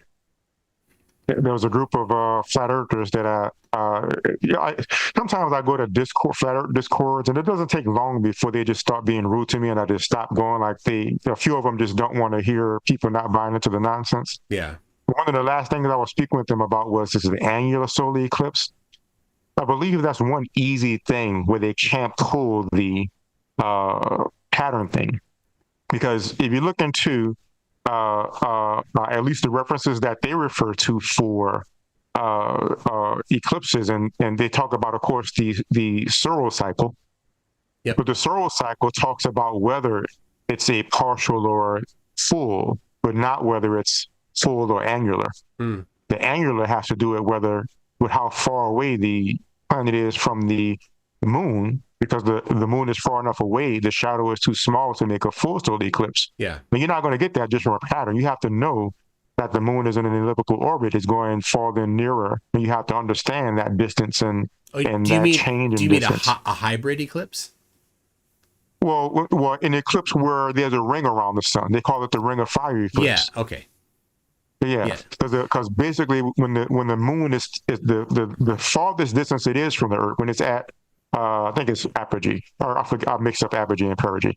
But when it's farthest away it's going to be from Earth, it's going to have the smallest angular size, and the angular size is not going to completely cover the sun. So there's a ring around the sun, and nowhere is there a total eclipse. It just gets dark, dimmer, and that only is going to be determined by understanding. If you're going to predict that, you're only going to be able to predict that if you understand that the moon has a mass, the Earth has a mass, is rotating, and the distance changes, so that the angular size is small enough, and you can predict that, understanding Newton's laws and the masses and when it's going to be at far enough away where it's not going to make a full shadow. Solar cycle doesn't predict that. No. You know, and when I was telling them that, they were saying, "Oh, look at the memes." The memes didn't say it. They said, "Look at Wikipedia," and Wikipedia said exactly that. It's either going to be a partial solar eclipse, where it's going to start with no eclipse, and gradually in the cycle it moves to a full eclipse, then it moves outward to a partial eclipse, and then you're out that solar cycle. But whether it's going to be full or annular, it doesn't know that. So if anybody wants to talk to a flat earther who pulls the pattern part, just bring up annular eclipse. And they don't know where to go. And that's when he came up with it could be, and he just made up some nonsense. At that point, I was like, okay, great. That has moved on. Because at that point, you lose if you just have to just make up something and lie. It could be. So, all right, go back to the drawing board. Okay, I'm going to read the poll here. The poll is, again, the question is, does Witsit think, if he admits globe, that his followers will agree, right? Does he think that his followers will go with him? I think yes. His ego is so giant that whatever he says, he thinks they will blindly follow him. But the audience disagrees. The no's have 75%. The no's, 75% of the 272 that voted think that Witsit's opinion is that people will not follow him if he says the Earth is a globe. And that's why he's holding on to he's trying to keep the charade going, right? That's why he's trying to do it. Yeah. It's a question about how big his ego is, right? I think he believes that people will follow him because there are a few flat earthers with an ego as big as his. I don't think they will follow him in great numbers, though. But this is why. When Ranty left Flat Earth, now he didn't have a big ego. He didn't have an ego problem as a flat earther. He was always, even as a flat earther, he's pretty humble. He's a decent guy like that. And when he left, though, he thought that some people would say, oh, yep, the evidence that you found has convinced me as well. But he didn't have, maybe he had some, but he didn't have, his audience did not follow him. And so the fact, a shill, right? Oh yeah, right? every single word possible. So the fact that Ranty, who did not have a big ego, thought that people would come with him. You know Witsit does. You know Witsit. That's my opinion. I know Witsit's like, well, whatever I say, people will come with. So I wonder why they don't even observe that. Well, I guess they're doing it, but that's why. But even Seek Truth, Speak Truth, he talked about the vitriol that came his way, right? When doing what they claim they do, which is search for truth, when truth didn't match what they wanted it to be, yeah, they were, it was horrible for him, you know. So he seemed like a pretty humble guy as well, like a pretty cool guy. And all of a sudden he became a shield, and he was a liar, and he was never really a flat earther. And so Okay, so throwaway AV Clubber has a good point. He says, okay, Witsit, I'll highlight it here so you can see it in the chat there on the screen. Witsit has a huge ego, yes, but the flip side of narcissism is severe insecurity. He thinks he's great and worries deep down that his suckers are going to see through him at some point. I can see that. That's why he had to go to Matters Now and try to damage control, right? The whole thing, it was that I heard was clearly damage control. Oh yeah, I didn't think about that at all. Yes, the insecurity part of narcissism. Wow. Yeah. All right. Mr. E-Man says, for Daryl, apogee equals furthers point or apex. Thanks. I'm probably going to forget again. I don't know why. I don't know what's up with that. But thanks. Maybe remembering this super chat will help me remember. I think the mnemonic is apex. Okay. Apex being the high point. Oh, I see. There you go. Okay. Apogee. Apex. There you go. All right. Johnny 64BA says Daryl kicked Nitwit's arse so hard I think his anus might be permanently etherically displaced. That's great. Maybe he means ephemerally misplaced, but yes. No, etherically displaced is what. So when Witsit was on with Will Duffy, Will asked him, what is the full moon and a new moon on your model? And Witsit went through some word salad, and including the phrase etherically displaced. He actually said that we were referring to what the moon and the sun are. Yeah. Okay. Let me. Of course, we heard from that clip in there. They're local light sources, so they're local light sources that are etherically displaced. Something like that. So, all right.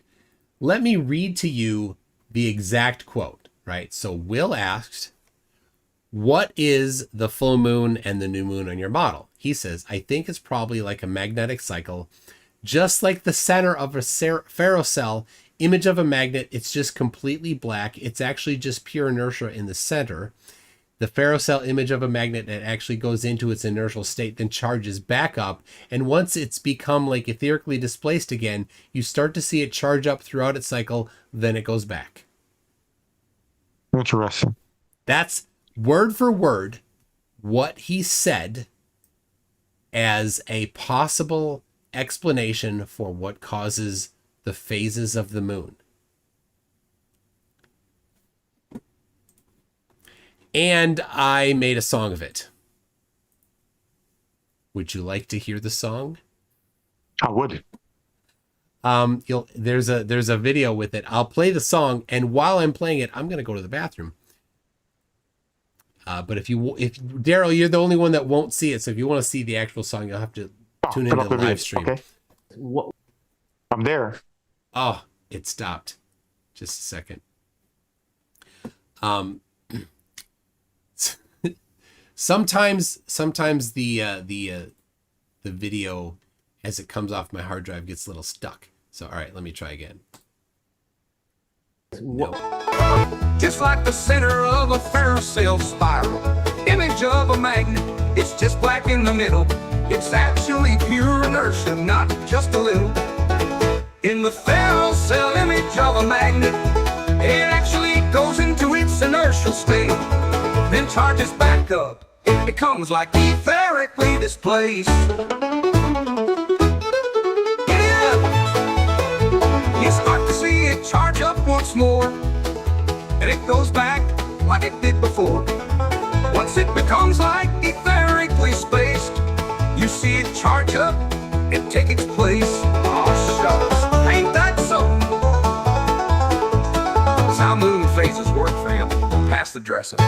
In the magnet's heart, centrifugal divergence flies, centripetal convergence pulls, but final science. Etheric whispers sing, light and shadow blend, magnetic cycles spin, where physics seems to end. In the ferrocell image of a magnet, it actually goes into its inertial state, then charges back up. It becomes like etherically displaced. Yeehaw! Grab your partner, swing 'em round, magnetic cycles up and down. Either song in the air, hillbilly science everywhere, 'cause it's like etherically displaced. Yeehaw! Yo, belly on up to the Witsit word salad buffet. Who has light vinaigrettes?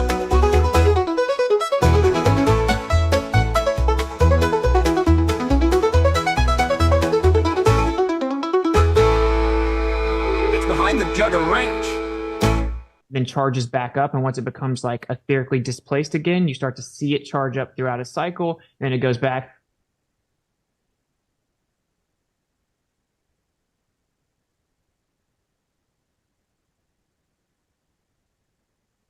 Interesting.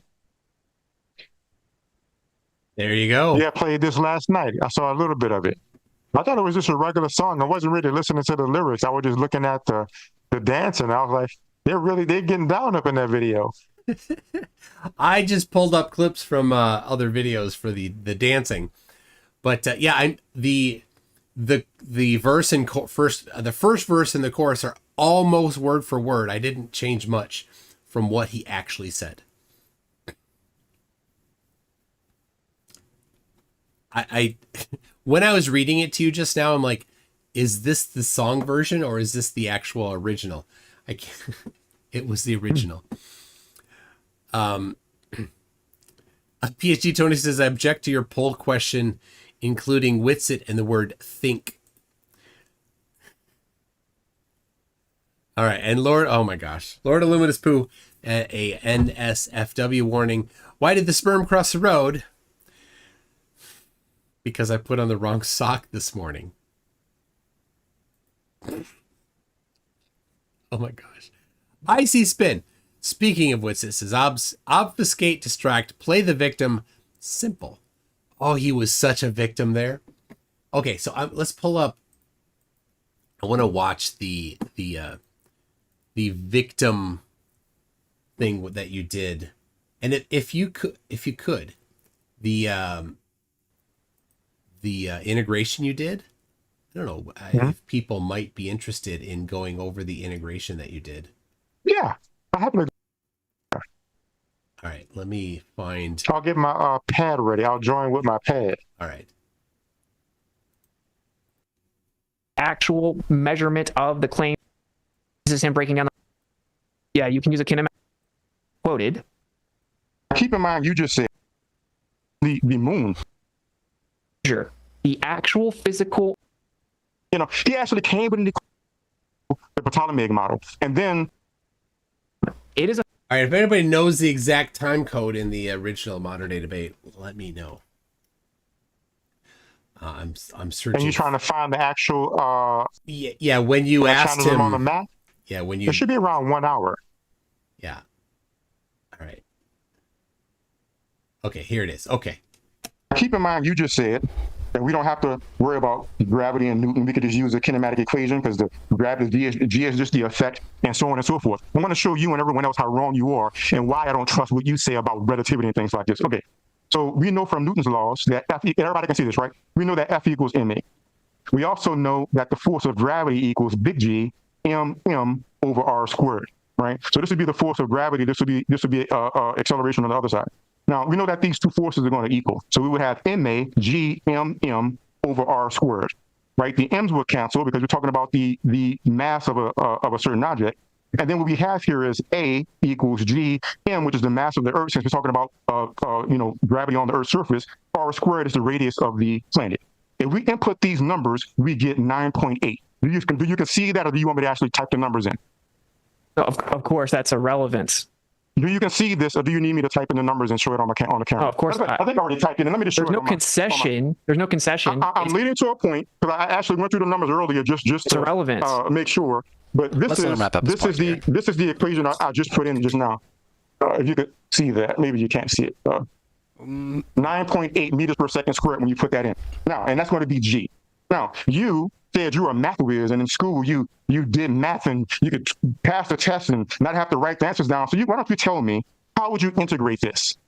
What would be the proper way to integrate this? No, dude, Ryan, why are you not moderating? Do you see that all the guy is doing is intentionally avoiding every single aspect of the actual debate in the subject, every point that I've made? He came here in complete bad faith, has played clips of me out of context, has tried to do anything but actually have a debate. And now he's like, hey, can you tell me how to do a math equation? Do you not see how this is? You could just say, you know why I said that? To be fair, you could just say no, but on me because he couldn't even get close to discussing this conversation. I'm getting to a point, but since you said that, no, you're not. No, you're not. Okay, no, you're not. All right, I'll give you 15 seconds to try to. Used to get accused of cheating. Oh no! In my algebra honors look what he's doing. Because I wouldn't show my. That's why I said that. You said you used to pass all the tests, but we showed you can't. What does that have to do with the debate, Daryl? Let me keep going. You can't do it. I'm gonna keep going. What does that have to do with the debate, Daryl? You said you were in school and you were math whiz and you can do it, but I showed you can't. No, I'm going to show people how to do the integral, and I'm going to show you where kinematic equations come from. Dude, I'm about to leave, Ryan. I'm just going to let you know. You can't do it. Let me finish before, like I said. I'm about to leave. I'm going to get all my toys and go home. That was so perfect. He just melted. He just fell apart. And in the, let's see, Flatties in this the live chat they don't get it. They don't understand. And then of course Globers are like, Daryl just won, Witsit in panic mode. It was so good. All right. So you can the integration. Okay, just a second here. Let me get all right, yep, go ahead. All right. And that should be sharing now. And I'll try to orient it so it fits the screen pretty well. I don't see it yet. Is it there's no video for it. There's no video? Oh, hold up. Let me see. I can ask to start video. No, it says ask you to start your video. What about now? There. Yep, I see you. Okay, awesome. See me? Hold up. Okay, hold up. It should have my video off. Let me try to share again. Maybe I just clicked the wrong button that time or something. Okay. See? There we go. Okay. What about now? Awesome. Yes, got it. So, integration. Now, this is actually one of my favorite things. This is odd that I like integrals, but I like integrals and derivatives. So, should I start with the Newtons or go straight to the integration part? Go to the integration. I mean, yeah, okay. I mean, we know Newtons is pretty popular. People know that pretty well. Well, A equals G. There you go. Now, the way it works is acceleration is change of velocity over time. So that's why when you look at like meters per second squared, that's basically saying meters per second. So it's how much it changes per second. So all you have to do then is go dv over dt. And the dv is pretty much the change in like an incremental change in velocity. And the dt is the incremental change on time, which is our meters over seconds per second. So this is meters over a second, and it's changing over time. And you still bring your G over. And this is basically putting it in I forget the exact actual name of it, but a certain form of a derivative. And you could actually treat it like numbers, just like if you had like A over B, and you can multiply to the other side. You literally multiply that to the other side, and you get G dt. And what this gives us is an integral, but the two sides are being integrated by different terms. So the right side is being integrated by t in respect to t, and the left side is being integrated with respect to v. So you end up, out of this, you end up getting v, velocity with respect to t, and then you just do an integral over here like normal, where you get the t added because there's nothing there, and a 1 is here and it's divided by 1, but you don't worry about that because it's just a 1 anyway. And whenever you do an integral, you're going to have a bounds or a constant. So normally it'll be plus c, but since ours is in terms of velocity, we put plus VO. So, and this ends up being the starting equation. starting velocity. Starting velocity, Yeah. exactly. So, you know, if you're, let's say, if you drop something and it's already going at 10 miles an hour when you start, or 10 meters per second when you start calculating, then you will put 10 meters per second here, and then it'll tell you how it'll increase in speed over time from that. But of course, normally we like to put 0 for v, so we could just start where things normally, you know, make the calculations easier. Now, anything else I should clarify at this point?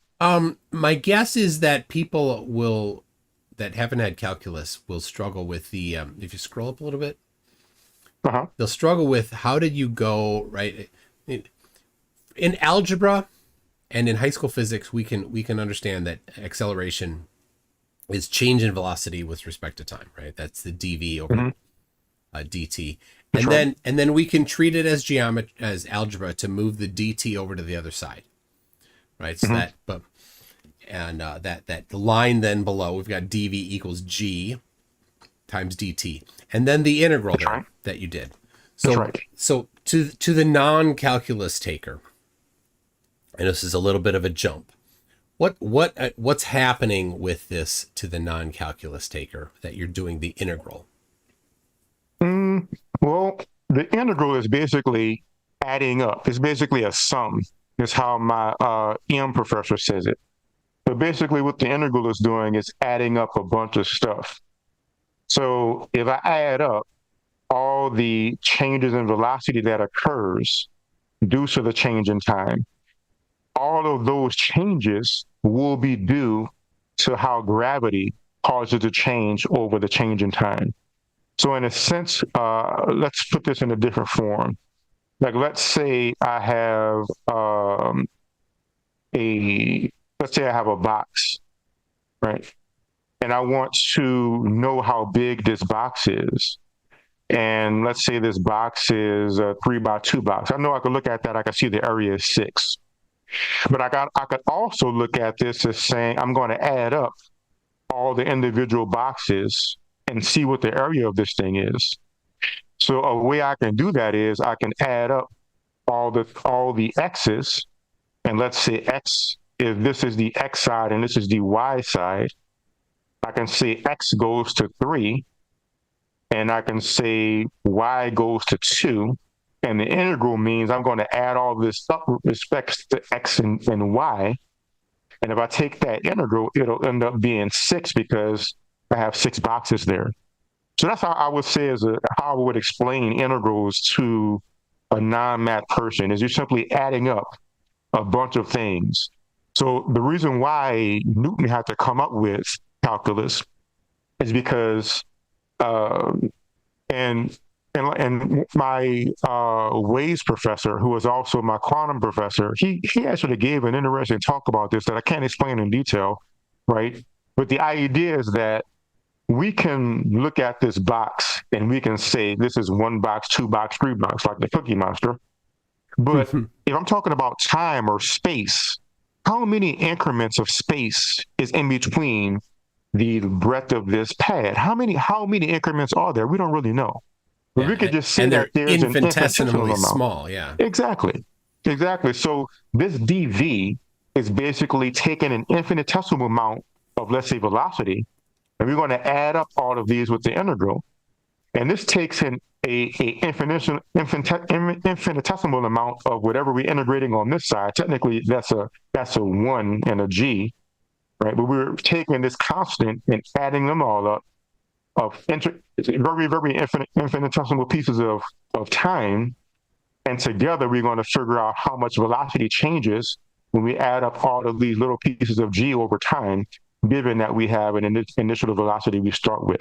So that's how I would explain it to a non. And this is pretty much how my tutoring goes at my school, by the way. Like when I help my students that I'm helping in class, this is how it often goes with explaining things. I have my pad out in Zoom, and if it's on Zoom, like over summer, it's over Zoom. But usually, like during the semester, I'm like, we actually have I have an office, and we're in our office room in the campus somewhere. What do you think? How did that break it down? I like that. Let me, if I can do another one. Certainly. I'm gonna. Sure. I can send you my. All right, you see a different video now? Yes, I see. All right, you're seeing what everybody sees. So here's a graph XY, and here's a curve, right? Doesn't matter exactly how the curve is, but if you're wondering, well, what is the area underneath this curve, right? So here we have this here. What's the area under that curve? Correct. Well, it's not. Gotta be It's the not. integral from the left to the right. It's not easy. Yeah, That you function. but That's right. but one way to think about it. Well, what if we drew a box here, and we drew another box here, right? We drew a box I do remember here, that. right? This is this gets into the epsilon neighborhood, delta in epsilon neighborhood, right? Oh, you can do a little bigger box there, right? But if we were gonna do it by hand, this is a way that we could kind of do it. We could just we could draw lines on a graph. We could pull out a ruler and we could, right? But essentially, this is what we're doing with integration. Is we're figuring. Oh, that one went too high. Anyway, so there, and then you have a whole bunch of boxes, and you sum each of the boxes, right? But if you wanted to do that more precisely, then you'd make smaller boxes. If you're like, well, I want a little more precision. So, and it gets to be important sometimes, because what if the slope here gets really, really steep? Well, then you're going to need these wider boxes here aren't going to work out. You need a bunch of really, really narrow boxes here. So the integration then is a mathematical way to do that. So if you have the formula that represents this line, right? So the rate of acceleration of a car, right? It's an inconsistent acceleration. You put your foot to the floor, but it shifts gears, and so while you're shifting gears, you're not accelerating the same. So it's going to be an inconsistent line, and so you take the integral. Then that's the fancy S-looking thing that you drew in red, right? That says we're going to take the integral of this, and then there's some math that you do in order that, given the original equation, right? Right. I don't know. Something like that, right? So if that's your formula that you have, then you can integrate this, do some processes to it to get the area underneath the curve here. So awesome.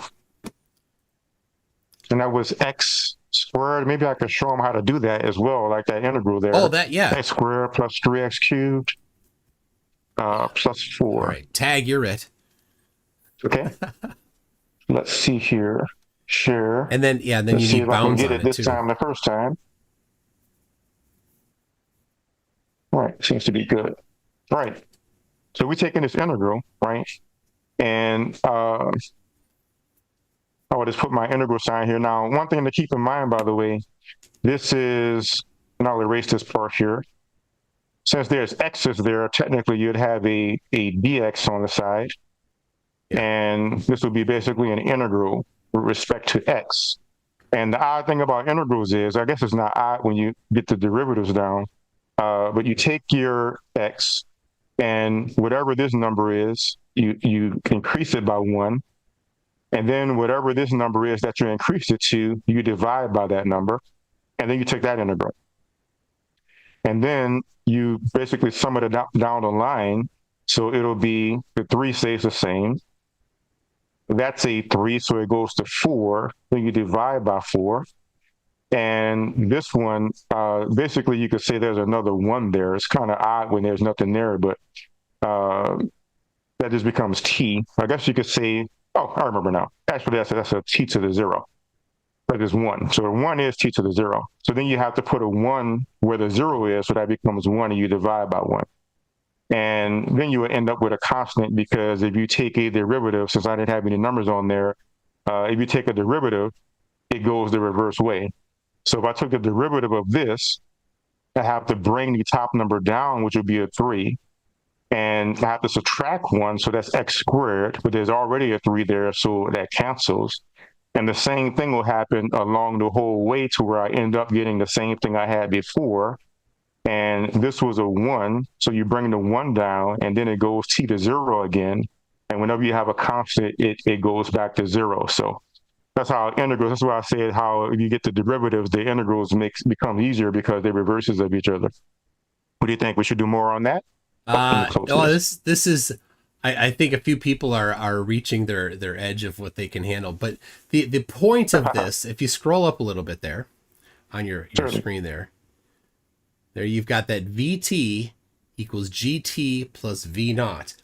And so you started with acceleration equals gravity, and you ended with GT plus V naught. And if you're familiar, the whole topic of all this was Witsit saying kinematic equations. That is one of the kinematic equations. This is one of the kinematic equations.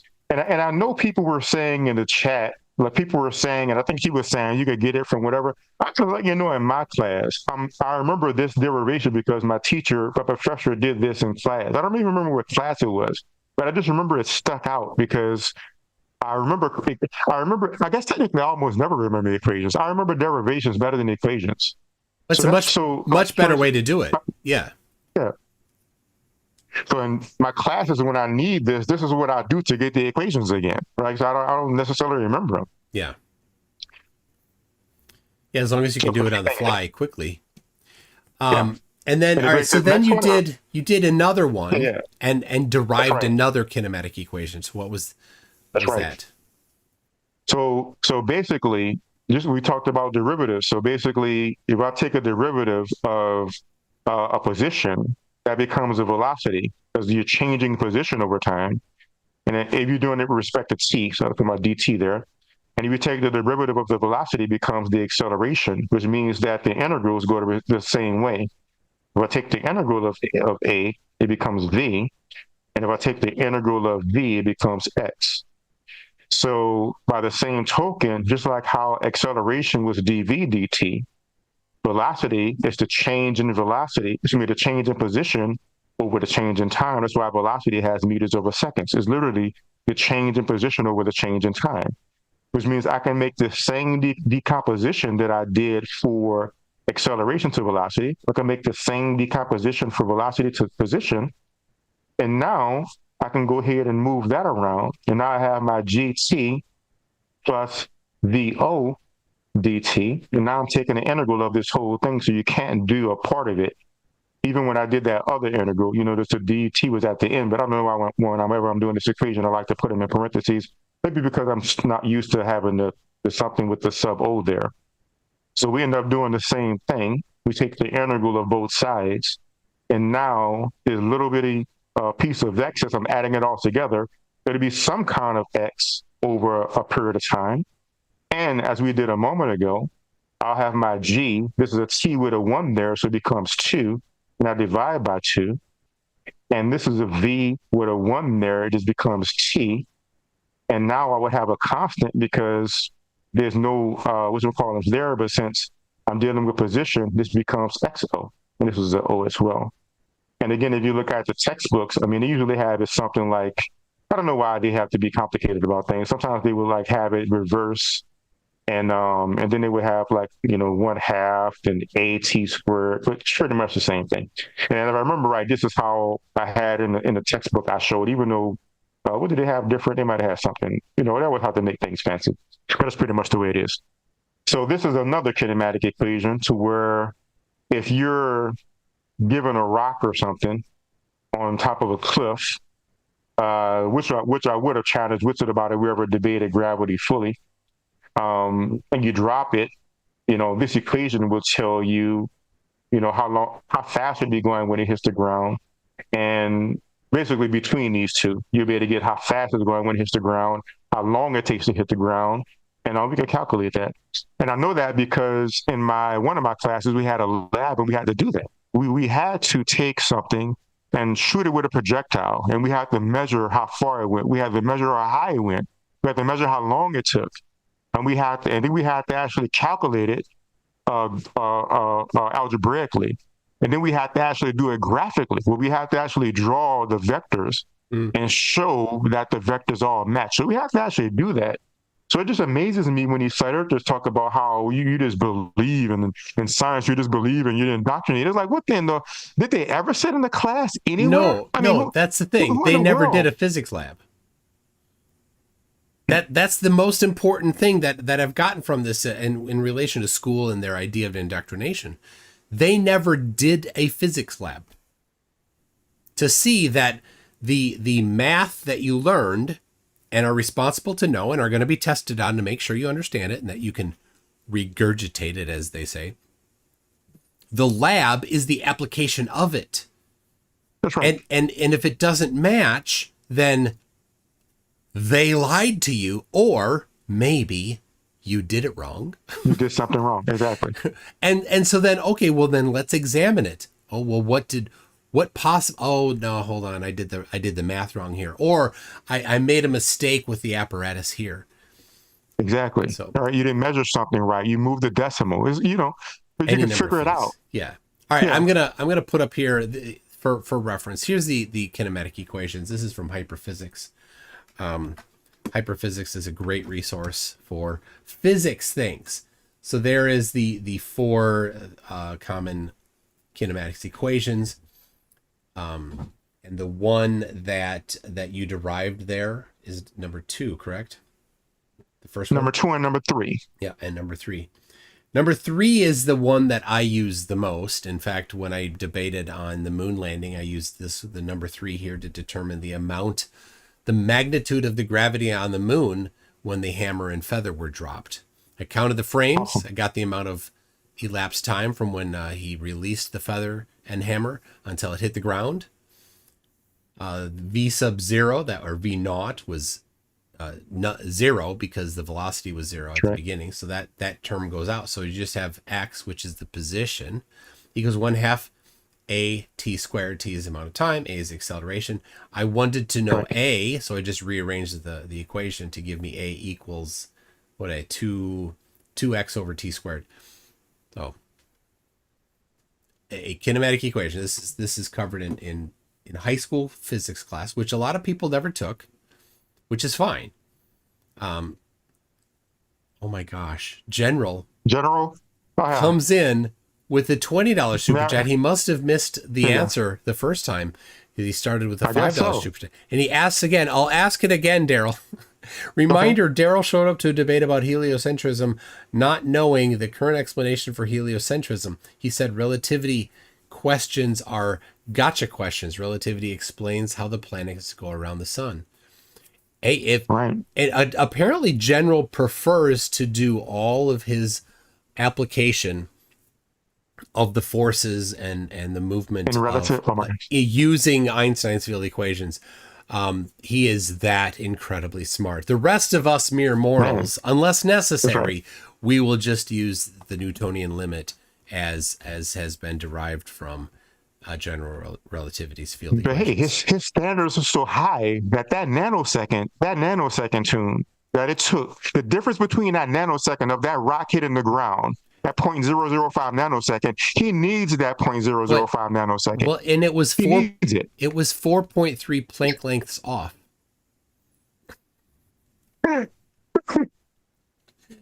Oh my gosh. Thank you very much, General. I appreciate that. Feel free to continue asking the same question. I love it. Oh my gosh. It's funny, man. All this. Is he serious though? Like, is he just somebody who's like, he's a supporter and he's like finding a way to support her?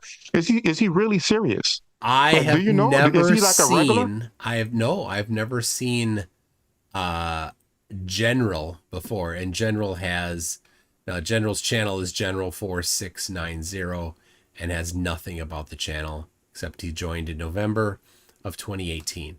That's it on his channel. I've never seen him before. But I'm getting the idea that he is trying to, he's a dissenter. He's not a fan of you, Daryl. It's always amazing to me, these people. I mean, he says, how does a physics student not know the sun warps space-time, which causes the planets to take the easiest path around the sun? Yeah. I mean, I think every physicist worth above a certain level understands that. But again, we don't need that 0.0000000005 nanosecond when we're calculating the next solar eclipse, because the moon doesn't go that fast. We don't need relativity. Yeah. It really does show their inability to really understand the topic, because like Sleeping Warrior does that too. He's like, well, you have to do it in this because this is the current paradigm. It depends on the necessary margin of error. That's right. Right. If I'm going to be cutting a board to put on the wall behind me here, right, there's a window back here. I need to replace the window. When I measure how wide that board needs to be, I will measure probably to the nearest 1/16 of an inch, not to any nearer than that. I'm not going to go to 32nd of an inch. I'm not going to do it in metric because I can get more precise in metric without doing fractions. I'm not going to measure to nanometers. I'm not going to. That's right. I could, but there's no need for it. I don't need to be that precise when I'm doing woodworking. A 1/16 of an inch is perfectly fine. The kerf on my blade is 1/8 of an inch, and my blade, as nice as my radial arm saw is, it's not. It's a Sears model from the 60s. It's not that precise. There's a little wobble in it. It'll be okay. Right. It's like saying you need to measure to the nearest picometer on for woodworking. That's what it is, General. I love it. You're so silly. You know what, Mr. Toon? I get what it is. General's the type of guy. When he goes to a restaurant and he asks for salt from the waiter, he pulls out a scale so he can weigh that salt. He wants to get his money. He has a scale there, and he's weighing that salt. You put on the scale are first. Underestimating General. General doesn't get out a scale. General gets out a jeweler's loop and a tweezers and counts the individual grains of salt. In fact, they're not grains. Salt is rocks. He counts the individual rocks. Oh no. He gets the microscope to zoom in to make sure he's getting every individual one, right? The jeweler's loop. Yep. A loop is a magnifying glass. Fancy name for that. Okay, I got you. I used to do typesetting, and I had a typesetting loop, which isn't as high a magnification as a jeweler's loop. But I had one on my desk for years. That's after I stopped working at doing typesetting. I still had it. It's probably kicking around my house somewhere. Oakley knows. Oh my gosh! Did he say something else? He did. I need to say though that Sharky says that Oakley knows what 1/16 of an inch looks like. General says, how does a physics student think questions about relativity in a debate about heliocentrism is a gotcha question? Did he really send the same question again? He did. For another $20? Yeah. Wow. No. He reminds me of Witsit. Is that Witsit hiding? He did not spend any money on that one. You know what? Okay. Let's not answer that. General, if you want to ask questions, you know how. Until then, I will read this one from iSolder74. Says he copied a program showing why it doesn't work to pretend it does. Talking about Shane St. Pierre stealing Walter Bislin's model. And Walter Bislin made that model to show that it's impossible.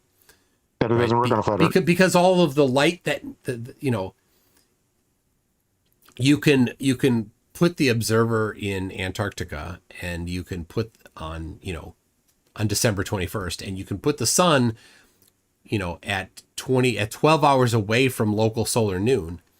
And of course, in reality, the sun is seen, and the sun is over, the opposite, absolute 180 degrees opposite side of the Earth. And how did the light get from behind you to appear to come in front of you and come into your eyes from the front? And Walter Bislin's like, there is no explanation. Shane gets that and says, it just does that. Make it work. It just does. That reminds me of the marvelous, what was his name? He did it to Witsit. He had Witsit pull it up. What is his name? You know him. McGlobeface? Is it McGlobeface? Oh, Globey McGlobeface? Globey McGlobeface. Yeah. And he had Witsit pull it up, and Witsit was like, yeah. And he was like, put it there. And he was showing that the light makes this crazy. Oh, that was a beautiful moment as well. Yeah. And Witsit, because all he needs to do is say magic words and his followers gobble it up. So yeah. Witsit says azimuthal grid of vision. That's word salad. And done. Those words together don't have any meaning in that sequence. But IC Spin had just asked, it says it seems like Witsit hasn't mentioned the azimuthal grid of vision in a while. Is it just me? I have not heard it in a while. But again, he hasn't. I think he knows it doesn't get any traction. Right? So, I've noticed this before. They have trends, right? They'll say something for a while. It's popular. It has some traction. Some people eat it up. They're like, oh, that's so awesome. And then after a while, people are like, oh, it doesn't have any meaning, and they don't care anymore. So they'll move on to some other collection of random words to have meaning assigned to it. So I think azimuthal grid of vision, it ran its course, and it's not the phrase, the word salad du jour anymore. That's right. And yes, a lot of times it's because it got beat up so much. What were you about to say? Icy Spin says it's how propaganda works. Really? Yeah. Okay. Absolutely. Melodic Lyric says, see, they are truthers in that their truth is the only one that matters. Reality be darned. So if it agrees with their truth, it is truth. Yep. This reminds me of go ahead. Of an interesting thing in that Matters Now, where Witsit was on there trying to argue about the conspiracy. And one of the people on the panel was saying how, similar to what you were saying just now, how reality is what it is. You can't lie about reality because reality doesn't lie. I think that was pretty cool. Because anybody, if they wanted to, it's like me with the. That's why I showed the picture, my picture of the sun in the NASA picture side by side. Yeah. I could get my own device and look at the sun. So if they lied about what the sun looks like, well, they just got caught. Yeah. Right. Or so if they're like, oh, all the pictures of space they say are CGI. People have telescopes. Exactly. You can get a telescope. You can learn how to use a telescope. Good luck. Flatties. That's right. It's not easy, but if you actually applied yourself, you could learn how to do it. It's reachable to the common person. And you could do the same thing. I was just watching today. I had a video came up on my feed on YouTube. A guy looked at the pillars of creation. Pleiades, just by the way, Pleiades, pillars of creation is a non-atheistic set of words that NASA or whoever chose to describe that feature of space. Just as an aside. Anyway, so NASA has a photograph that they took with Hubble of the pillars of creation.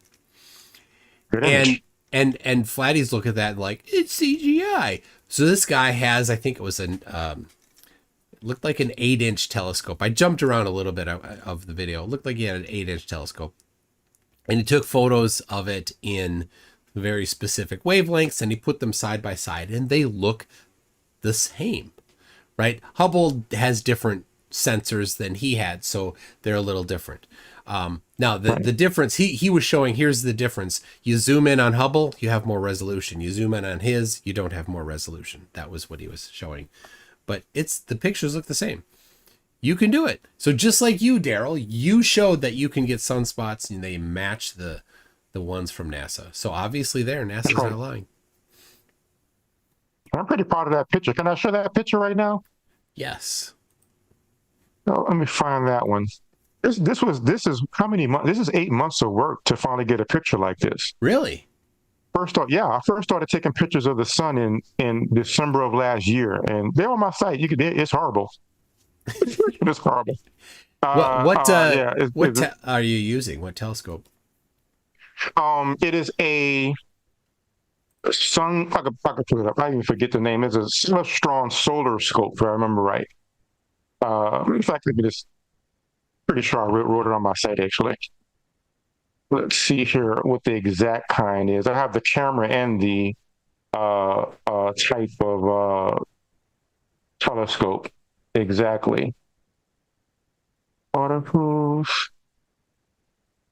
Okay, so the telescope is a 50 millimeter Eclipse Smart safe solar eclipse telescope.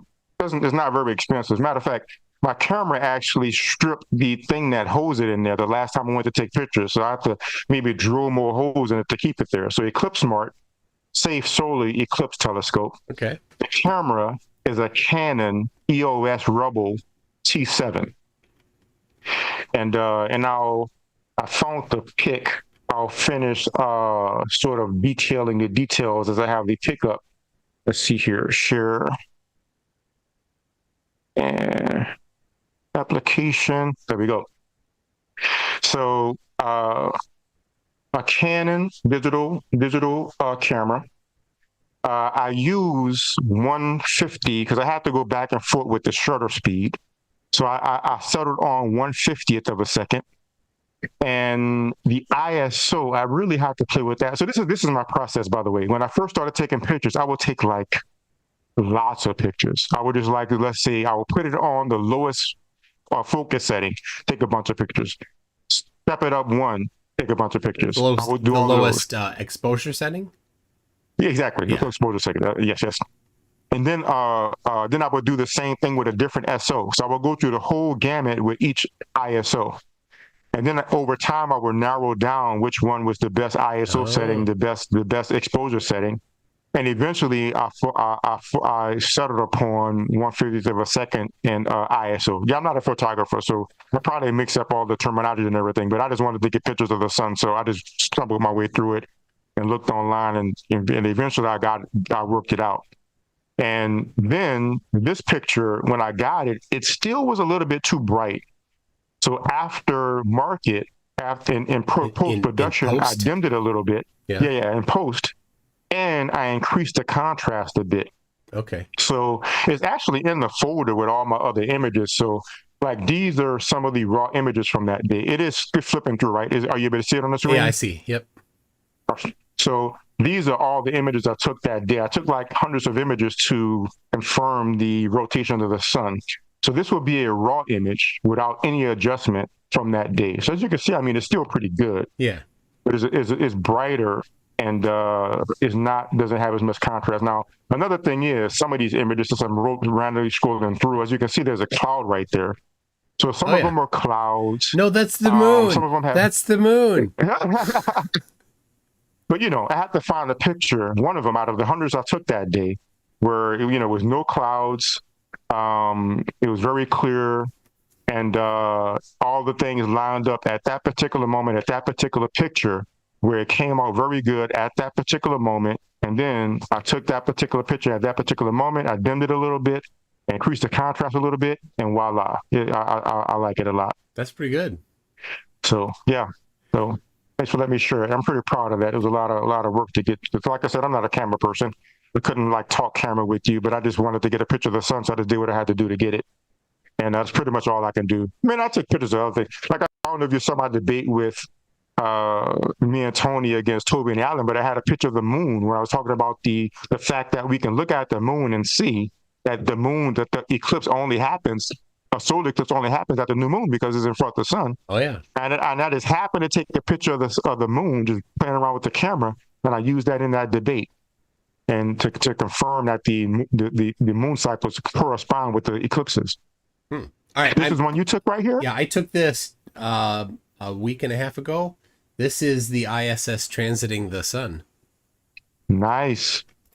The ISS there is in the right side. I'll zoom in a little bit. I haven't. And you got the sunspots? Yeah, you got the sunspots. And what did you use? Is that the color you got it in? This is with a solar filter, the Nikon P1000 that Stringer News One gifted me. Thank you very much, Stringer News One. And there it is. There's the X-wing. I mean the ISS on the right side there. You see that? That is neat, man. So yeah, I haven't put together this is a frame from a video, because of course. You have to get the ISS transiting, a video is the way to do it. Anyway, so there's that. I got a video of it and zoomed it in, and I haven't published it yet, but I will eventually.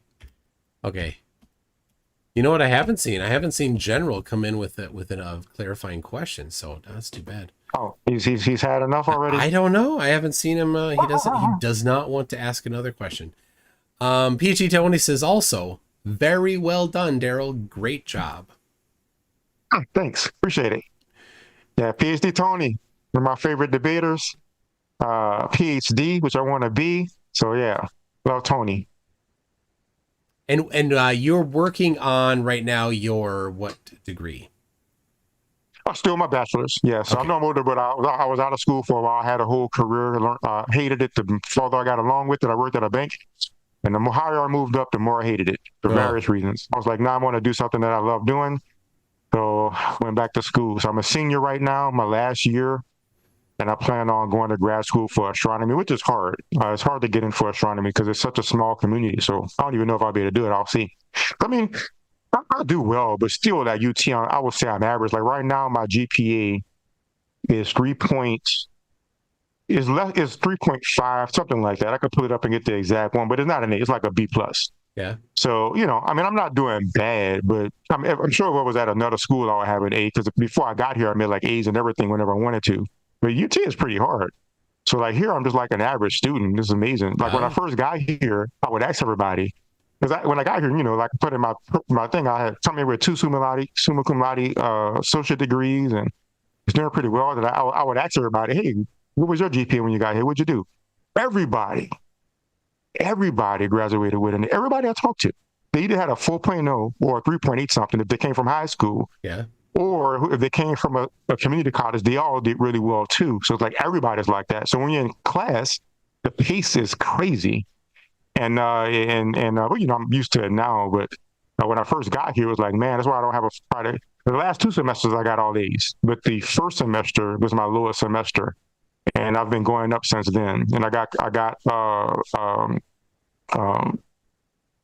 honors in fall of last year, so I'll just see if I can. I didn't have enough hours in spring, so didn't get honors in spring, but I'll see if I can get it again and see if I could. If I make all A's from this point forward, I can graduate with an A average. I'm close enough because I did the calculations. If I get which I've done so far for the last 2 semesters, but all I have to do is get an A in everything until I graduate, and then I will graduate with a low A. So I'll see if I can do it.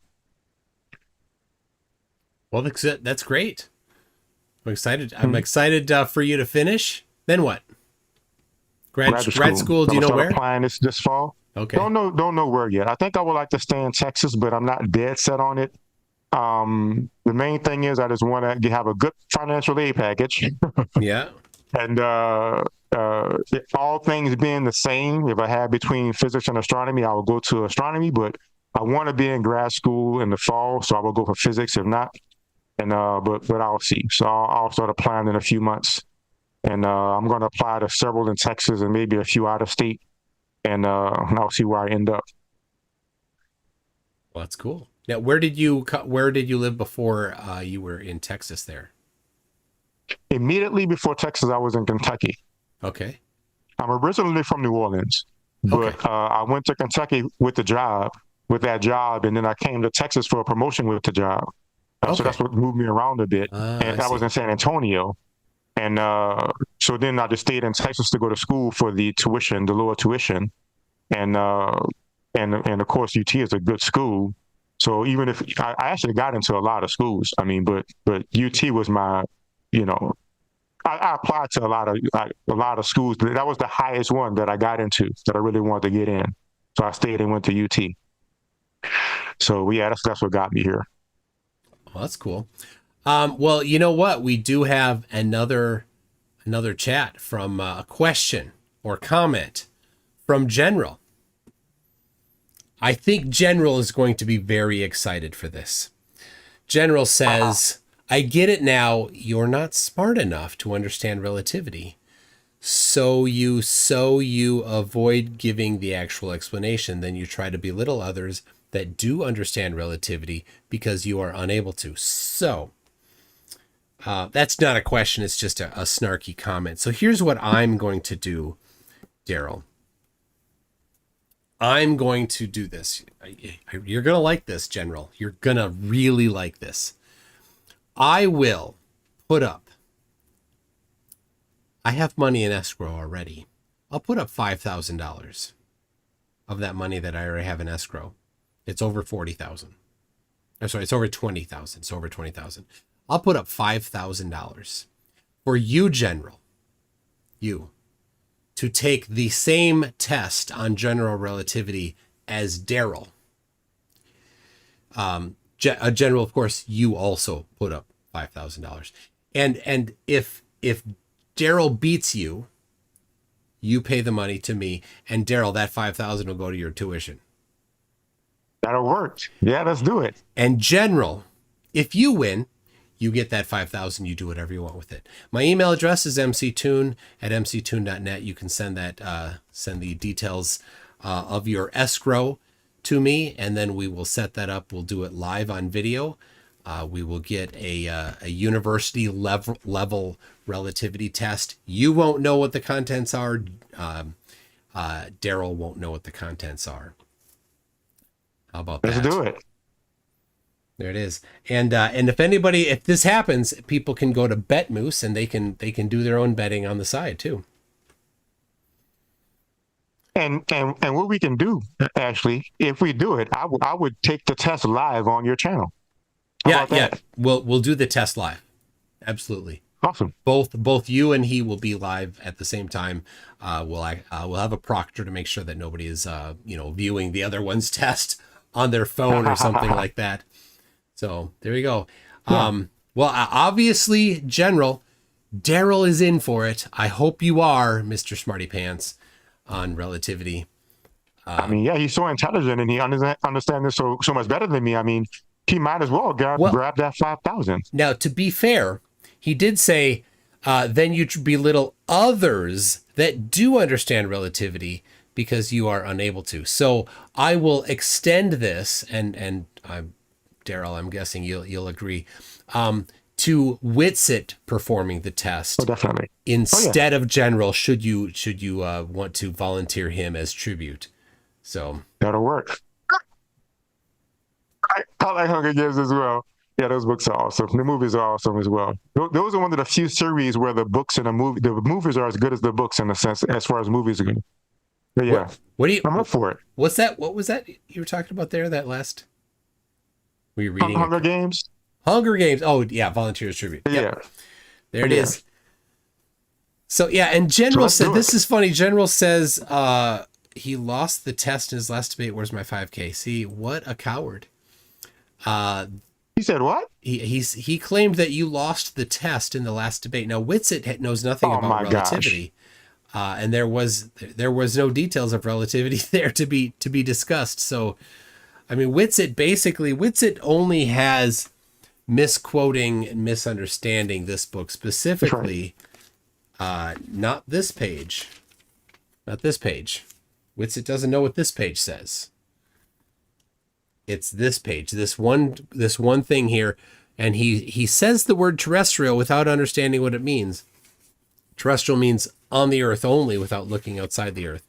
But this about the motion of the Earth around the sun. And this page here, this is chapter 16 of the mass market book for the mother-in-law, Relativity, the General, and the Special and General Theory by Einstein, published 1960, in the year after his big year 1915. Anyway,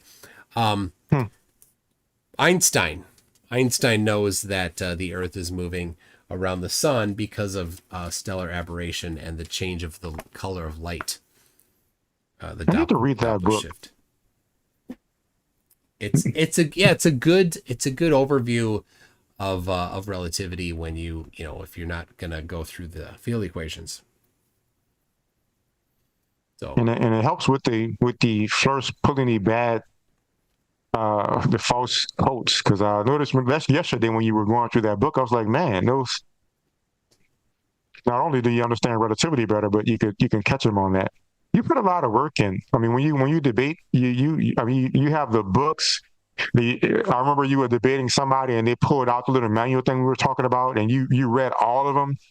So I mean, the little manual. you know, the manual with the airplanes with the flat and stationary. Oh, and, yeah, you know, I have them on my you're- website. All 44 yeah. of them. Yeah.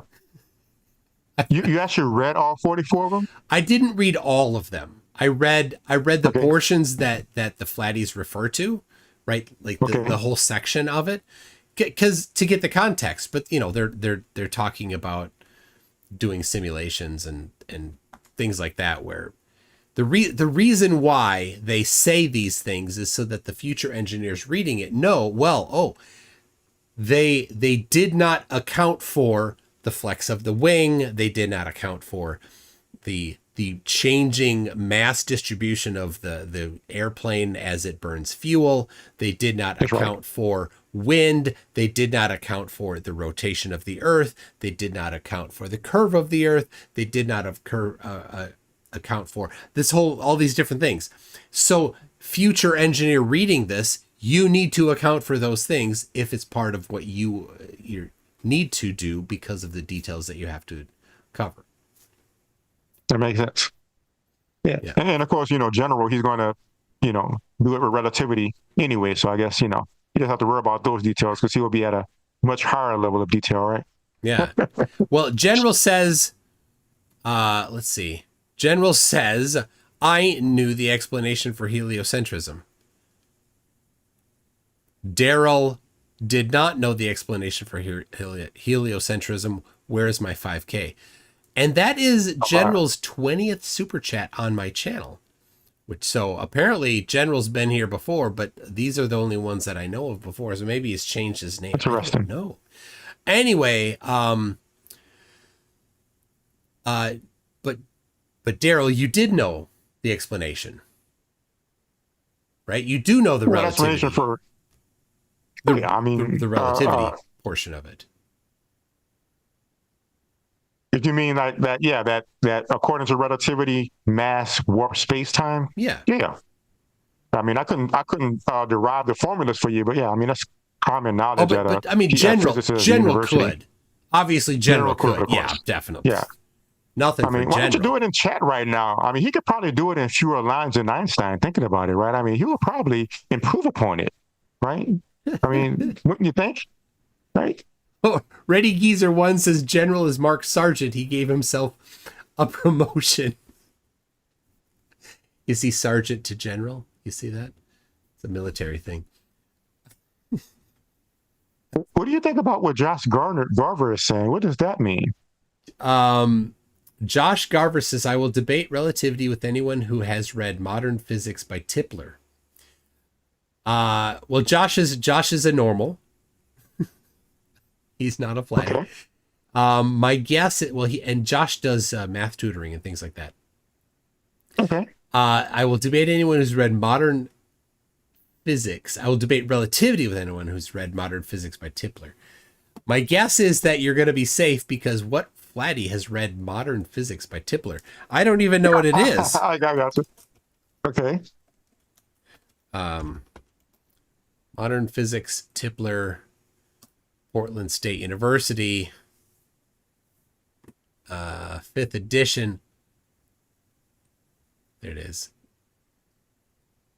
Oh, it's just, this is a PDF. It's a PDF of the book hosted on Portland State University. There it is. Now you know where I found the PDF. Anyway, the book from Amazon is $116. And it looks costly. It's a textbook, yeah. 5th edition there. But I just told everybody where the PDF was. I mean, Google found it. I was laughing. Rick says you could have stopped that. What Flatty has read. So, for reference, this book, when I was in college, this was my E&M book, Foundations of Electromagnetic Theory by Reitz. By who? Reitz, Milford, and Christie. So this was the book that I used in college, and when I was done with the class, I sold it back because I was a college student. The money was important to me then. And now I'm like, oh, well, we're talking about electrostatics. So let me go get this exact same book back and let me look up, electrostatics is literally chapter 2. Chapter 1 is a review on vectors. So it's not really all that. So really basically the first day of class, because the prerequisite is a whole bunch of math. So you're not reviewing vectors on day 1 of class. Day 1 of class, you're doing electrostatics. That's right. Right. You go home after the first day of this class and you're doing electrostatics. The things that Witsit thinks are magical, you're doing day 1, right? And then you get into this stuff here, where you're doing time varying electrostatic fields, Right. and over an irregular surface and doing integrals on it. So it's amazing to me that even his opening, it's amazing that the flat earthers even believe. It's just still amazing to me. All he did was just talk, and they just eat it up. I just don't understand it. they're gullible. He didn't even give a reference to what he said. He just said a bunch of stuff, literally. Yeah. And when he did, when he did give references, they contradict flat Earth. Think about that. His book by Relative Dynamics, is that what it was? Right, the one I linked to you. Relative Mechanics. Yeah. Everything about that book contradicts flat Earth, and the flat Earthers are like, "Oh, yay, you did so good." Wait a second. None of it works for flat Earth. You destroyed flat Earth, Witsit. And the flatties are just, they don't understand. All right. iCider74 says, middle school has you learn the basic formulas and basic facts. Explains why they think everything is memorized. Absolutely. When I say, what are my credentials? People ask, what are my credentials? My credentials are that I successfully completed middle school math and science. Because that's all you need. I do intentionally have that be the level that I try to explain things.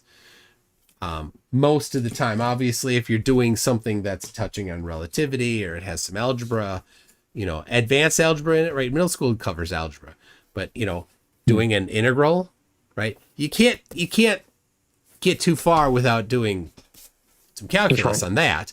But there were a couple of people that did videos about my explanation for buoyancy, and they did like response videos to me. Globers, normal people, and the I Can Science That, it was Frank DeBauer, and then I Can Science That responded to Frank, both talking about my explanation for buoyancy, and I Can Science That is like, I think he was giving a middle school explanation. I'm like, that's exactly what I'm doing. That's what I'm 100% targeting here, because most people don't do this type of science. They go back to a certain foundational level, and I think that middle school is about where people can handle if they haven't been doing it for a while. Interesting. And what you mean is, like, if you take the average intelligent person that's not a flat earther but doesn't do math and science, and you give them an exam, they will be about at the A grade level is the highest they will be able to do successfully. I think so, yeah. And there's no shame in that, right? Any topic that I'm not brushed up on, that's about what I'm gonna be. I think that's pretty common for people. I don't know. People, does that make sense to people? Do you think that and there's a wide range in the audience here, right? There's people here like you, Daryl, that are actively doing things and are, polished up on the topics. And there are people here that are like, hey, I didn't care at all about any of this in school, but I enjoy this topic and it's fun to watch. So, Clover Mom says General is getting all their money from night just job at the Flat Earth Gish Galloping AS divide by something club. There they are called Dollar General. This is great. Oh, Simon Mav is Simon Mav in here? I just noticed that. Yeah. Oh my gosh. You didn't say you read the 44 doc. You said you read parts of them. Me? Yeah. You're right there. You see, Simeon Mav says you lied about read the 44 documents. You never said that. I asked you that, but you said you only read part of them, just the part that's relevant. Yeah, I read all 44 documents, but I did not read all 44 documents. Exactly. Some of them are thousands of pages. That's right. Right. I read the parts. So the flat earthers, it's from D. Nodal initially found them, and then Nathan Roberts did some videos on them. They give the citations of each of the individual pages that have the things that they're concerned with. So that's what I read. I went to those pages, and then I read the whole section surrounding it. That's what I read. So I don't know what Simon Mav. That's common with flat earthers, though. Like on that Veritas documentary, which was very good. There were so many flat earthers. Well, I guess I can't say so many. I know it was more than one. I don't know how many. But they were saying, "Oh my gosh, you made a documentary about flat earthers, and you didn't even mention Witsit." And oh my gosh, and I'm like, what in the world? It's the pinned comment. At least it was for a while. The pinned comment was the person complaining about not addressing Witsit, and then, right, he responded to it. Veritas responded to it with, "There's literally an entire section dedicated to Witsit. It's in the description where the time code is." Stamp thing. Yeah, exactly. It's amazing. Oh. All right, let's Nerd Pedantic Alert says Witsit didn't even know the formula for the Lorentz factor when debating Craig. He has no business lecturing anybody about relativity theory. Nope. Well, look, my debate already pressured him into admitting that he doesn't know a lot of math, like that clip I played. He had to get away. He couldn't keep avoiding it and pretending like he was avoiding me being rude. He couldn't play that card anymore. So he had to finally admit, as the clip said, I could play it again if you want, I don't know a bunch of math. I'm not a math guy. So that totally erases him talking about any scientific paper. Let me ask you something. Which scientific paper have you read by a person in physics or math that doesn't understand integrals, that didn't get higher than high school math? What paper is going to be written at that level that's a physics paper or an astronomy paper? There are physics papers that don't include integrals, but certainly the people writing them, I can only conjecture, but yes, if they're doing this level of work, they have the background in math to have gone through that level of they've done integrals. That's right. And of course, I played that clip. The paper he was looking at, it was a lot harder than the regular integral with a few terms. Oh yeah, right. The one he was referencing, right? Way more complicated. So when flatties talk about indoctrination, right, Witsit has to look at that formula and say, "Don't know, looks fancy, must be good." So there you go. That's all he can have. General, oh my gosh. General says, shuck and drive. And for some reason, this isn't him saying, yeah, let's do that test. Anyway, says, shuck and drive. You did not say nice that the warping of space-time as the causes for heliocentrism. He not English good. Now do your shop up to a debate and not know that. Okay. He might be somebody. All right. On the MDB video, I started the thread there. Yeah. And one of the people had challenged me saying, it might be that person. He said, basically, you said that Witsit is wrong and a liar because he was wrong. So now somebody's going to come and do the same thing to you. And I'll tell him what I told that guy. I said, I'm a budding physicist. We know that sometimes we're wrong. We know sometimes we make errors. The scientific method is to eliminate those as much as possible and improve what we can, not to pretend like we know everything and to lie when we're wrong. So there's no problem with me making an error or not knowing something. It's Witsit who's the one that's saying, if you make an error, you're a liar and you can't be wrong about anything or else you're just a fraud. Witsit said that, and I played the clips. So that doesn't apply to me. So trying to apply that to me or to the scientific community is greatly in error. Because we know we can be wrong. That's why if you look at my presentation, what did it say behind my values? It said 2.2 plus or minus an error, because I know I made some errors in there. And I tried to account for the fact that there's errors. So my presentation itself, General, shows that I know I'm not perfect. I know I can make errors. I try to account for the errors as much as possible. And where I'm wrong, let me know and I'll improve myself. So that doesn't work with me. No, yeah. Witsit demands that everything for the globe be 100% with 0 errors. 100% perfect, yeah. While having absolutely nothing for flat Earth. Exactly. But just let me read again, because this is glorious. General says, "Shuck and jive, you did not say nice that the warping of space-time as the causes for heliocentrism. Now do your shop up to a debate and not know that."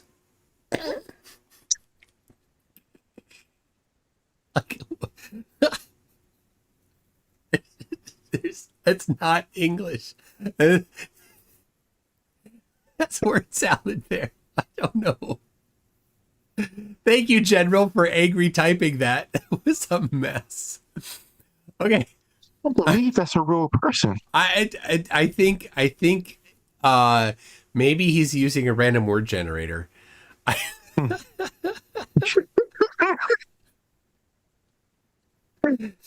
I see Spin says ChatGPT sent back a question mark. Like all the GPUs at ChatGPT headquarters melted when you feed that in. All right, PhD Tony says the quote that best summarizes flat Earth scientific illiteracy for me is, "Reality is our model." Alan from his debate with Daryl and me. Interesting. I've heard that before. Not just Alan. Reality is our model. Reality is our model. That's actually not the definition for model. The Sun Express says, Witsit, quote, "It's just repeating patterns, bro." Comet Shoemaker Levy, 9. Lol. Witness me. The funniest thing in that debate, by the way, with me and Tony against him, I think the funniest part for me was when, if I remember right, it was both Toby and Alan. It was at least one of them, but I'm pretty sure it was both of them because I challenged both of them. They were like peppering Tony with questions about relativity and satellites, I waited till they were finished, and I said, "Ryan, let me ask one question." He was like, "Okay, it was going to be short." And I said, "Both of y'all, Toby, Alan, y'all talking about these satellites, let me know which one of these reference frames is proper time." And oh my gosh, that was such a funny moment. Because at first they were so quiet. And then they said, I don't know. And then I let them know, look, y'all have no idea what y'all talking about. And then, who was it? Toby came in. Oh, it's the back end. It's the back end. That's when it is. That was so funny. Do you remember that part? It's the back end. They do it in the back end. I'm like, what in the? Oh, yeah. Yeah. It's like one of those, I'm just going to make up, it could be this moments. Yeah, they think that all of these things that people are fudging it. Yeah, it's right? like So them, right? It's in the back end. Yep. Oh my gosh. I don't know. Maybe Alan's into that. It's okay, Alan. Be into that if you want, if that's your thing. The back end. Oh my gosh, that was funny though. Aaron Reese says Witsit doesn't have a big ego. I'm pretty sure he has trash self-esteem and pretends arrogance to cover it, or he wouldn't have told Nathan to shove it. Or he would have told Nathan to shove it. So Nathan Oakley and QE, Quantum Eraser, who just berate and abuse Witsit, and he sits there and takes it. Yeah, people were saying that in the comments of that. I never saw that video, so maybe I need to check it out so I could see what they're talking about and be amused. Well, I reviewed a couple of the times that Witsit has been berated by Oakley and Quantum Eraser. So if you look at some of my previous live streams, you'll see those. They get long. So Witsit is like their acolyte? That's how that works? Well, he's in a different tribe, right? Witsit is in the Globebusters tribe. and Oakley and QE are in the Oakley tribe, or I call it the clown tribe. Interesting. And but Oakley and Quantum Eraser introduced a couple things into the flat Earth vocabulary, and it seems that other tribes have agreed that those things are necessary, right? So their misinterpretation of how science works is one of the things that is necessary for Oakley's tribe members, but also other side tribes need to somehow accept them as well, or they generally do. So yeah, the misunderstanding of relativity, or not relativity, of science, right? They have this super rigid dogma of how you have to do this. What's the naturally observable phenomenon? Well, you didn't have that, therefore it's not allowed. That's not science. That's right. What's the IVDV? That's right. Oh, you didn't have those? Not science. Like, you don't need that. That's not how you measure whether or not something is science.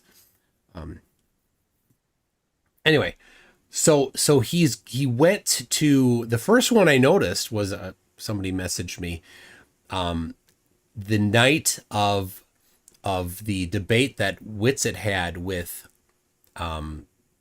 Professor Dave. Professor Dave demolished him, and then Witsit went to the 24/7 Flat Earth Discord server, I think, to take a victory lap there. And he started talking, and Quantum Eraser, a drunk Quantum Eraser, was in there. And as soon as Witsit started talking, QE jumped on him and basically said, you dare show yourself in front of the great Quantum Eraser? Like, it's a paraphrase, but I'm not exaggerating the implication of the words that he used.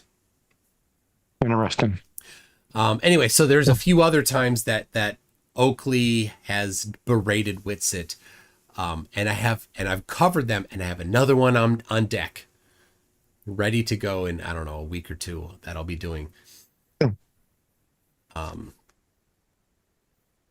And some other ones. Some people have sent me some other ones of what we call flurf on flurf violence. Oh no. Or clown fights. Oh yeah, and not Lisa, not QE, but Oakley. Nathan Oakley does his not debates on Discord. So people have to come to his Discord server, and then that gets streamed live to his YouTube channel. And he has configured his Discord so that when he talks, when his microphone identifies sound, it automatically mutes the other speakers. And not lowers, but mutes them. It mutes them, yes. Yeah, so you can see it on screen because you can see when people are talking, their name is highlighted. So you can see Witsit is talking, it's highlighted, and then Oakley starts talking, but Witsit is still highlighted while Oakley is highlighted, but you only hear Oakley. Interesting. And then Oakley will stop talking. Oakley will stop talking, and then Witsit will come in mid-sentence all of a sudden. It's very obvious that he's done that. I mean, there's a setting in Discord to do that. And that's what he has configured so that when he talks, nobody can overtalk him. So, and of course, he can overtalk everybody and Yep. Protect his dirt. Icy Spin says, I bet $10,000 Witsit uses Ben Gay.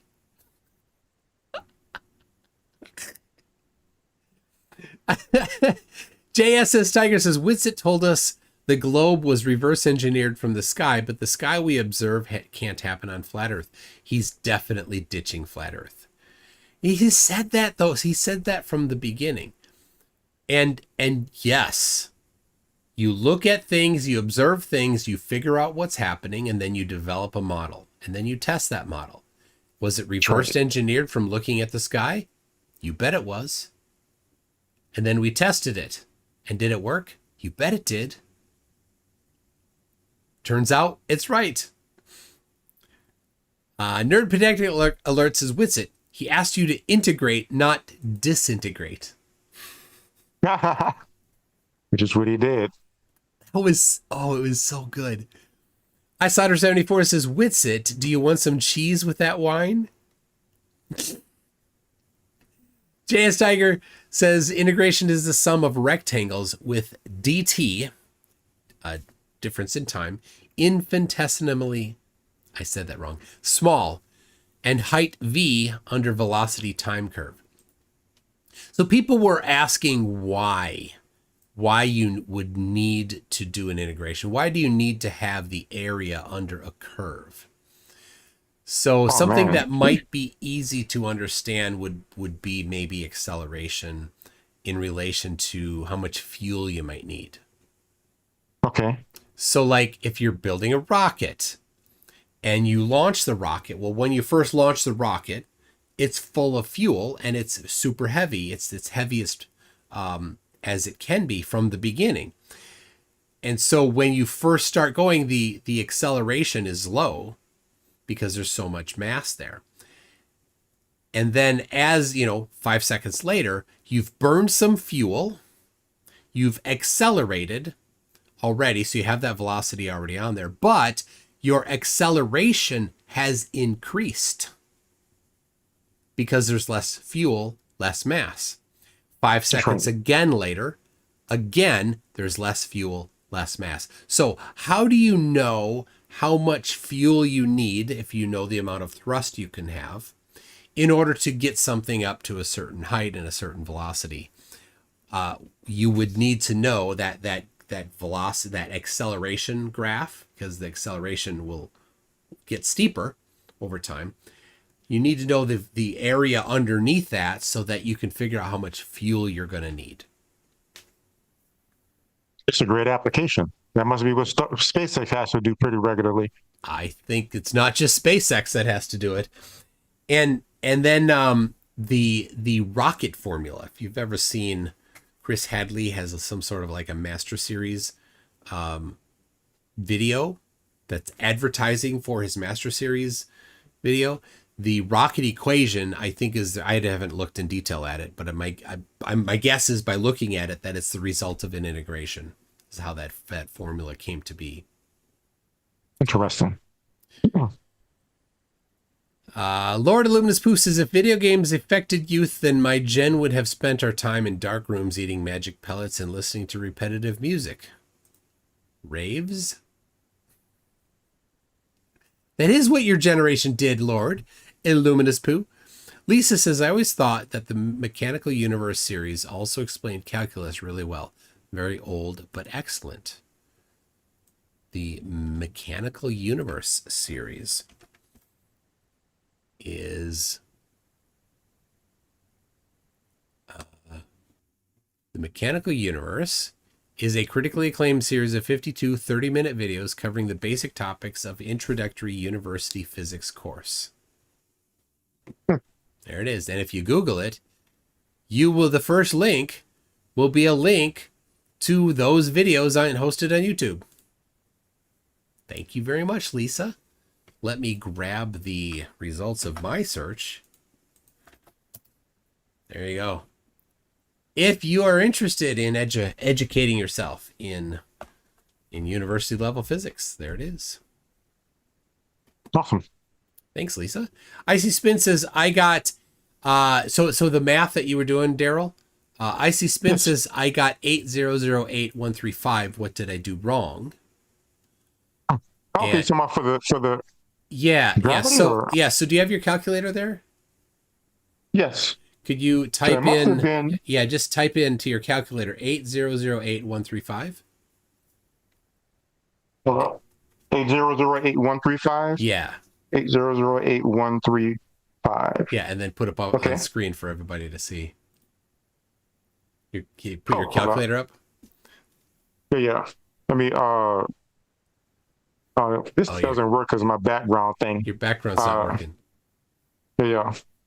But what should I do next? You should read it in English letters.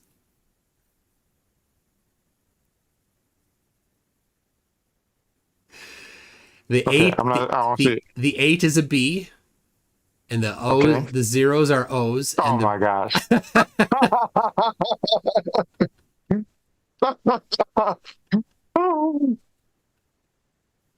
That's a good one. Never seen that one before. It works better on the older calculators, the 7-segment displays. The other thing we would do is you turn it upside down, and then you can get different letters if you do that. Oh my gosh. Simon Mavs thinks that Witsit is smarter than us.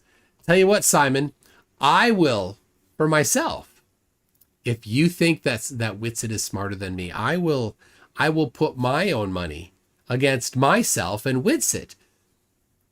So here, I'll take $10,000, my own money. It's already in escrow.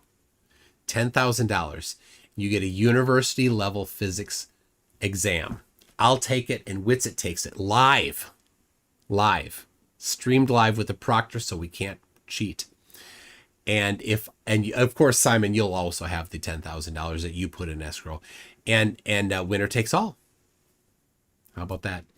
Well, I mean, I'm sure he would do it if you did the exam in front of him first, and then he will bet you. Isn't that what happened the other night? At first he didn't want to do it, and then I did it, and he was like, "I bet you I can do it." I'm like, "What the?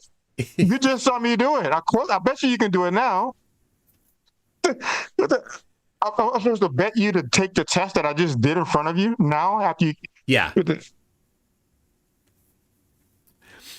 I have, but Simon imagines that Witsit is school. Simon, go ahead. Address what I just offered. My email address, mc2@mc2.net, or Simon, you know my DM on Facebook. Set that up. Ask Witsit, will he face me in a university level physics class, test, an exam? I'll do it. I've not been recently taking any physics courses.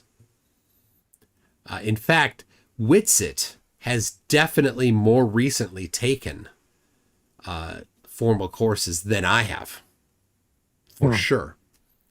Yeah, you tell you what, Simon, I'll put 10 to you, between you and me, and 10 between myself and Witsit. I'll put 20 on that.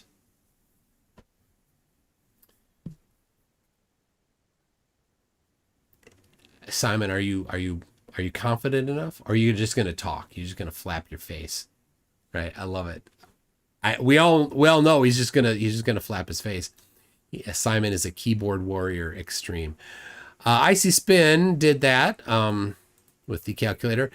Matthew Vicendici says, I sent you a link to an applet that demonstrates distances across the Pacific must be on a sphere with a radius of 7,000 kilometers. Fancy that. 6,731 kilometers. Yeah, close to 7,000. Where did you send me this app? Was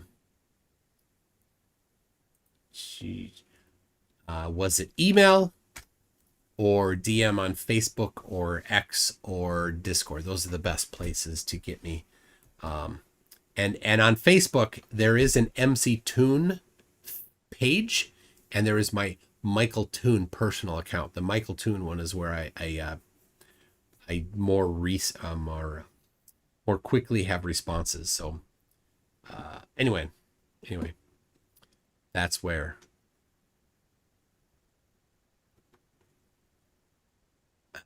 All right. General E. Shady says, I am the real Slim Shady General. Witless sucks. I had missed that one from before, didn't I? Okay.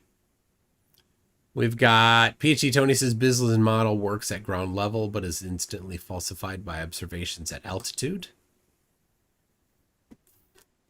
He's talking about the geocentric model you were talking about? Yeah, the geocentric one, or the flat Earth one that Bislin made. iSolder74 says diffraction leads to Rayleigh criterion, leads to gas go down, go boom boom, etc. This was when we were talking about the different memes that they have, or phrases that they have that It's the derp du jour that they cycle through. That's that phrase. Look at General, by the way. Would you do it? Oh, absolutely. Josh Garver says, I just got here, but where's the math? I'm hearing talk about photography. Oh yeah, all right. I had missed a few, so I'm reading them a little bit out of order here. The evidence hurts says can taking sunspot pics daily show sun rotation? In fact, they can. Oh yes. Yeah. Oh yeah. Totally. Matter of fact, that video I showed in my presentation, that is daily images from a satellite that I put together. Not only that, though. Do you know this, Daryl? There's a rover on Mars, and currently Mars is it's not quite anymore, but it had been a month or two ago, about 90 degrees in its orbit off of where the sun is, or sorry, where the Earth is. So Mars had a 90-degree different view to the sun than the Earth did. And the rover on Mars takes a photo of the sun every day. It does it to measure the amount of dust in the air. That's why they do it. Okay. But that photo of the sun is a good enough photo that you can see sunspots on it. Here's the cool thing. The sunspots that you can see on the sun from Mars, you can't see yet from Earth. Makes sense. So there are sunspots that the Mars rover has taken and then days later appeared in photos taken on the Earth, proving, in the loose sense of the word, that all sorts of things, right? That the sun is an object that has sunspots, that the Earth is in orbit, that the Mars is in orbit around it, that NASA put things on Mars, and that the sun is spherical. All of those things is completely shown by that very simple thing. In one picture. Yeah. Where can I get Mars rover photos from? I can answer that question.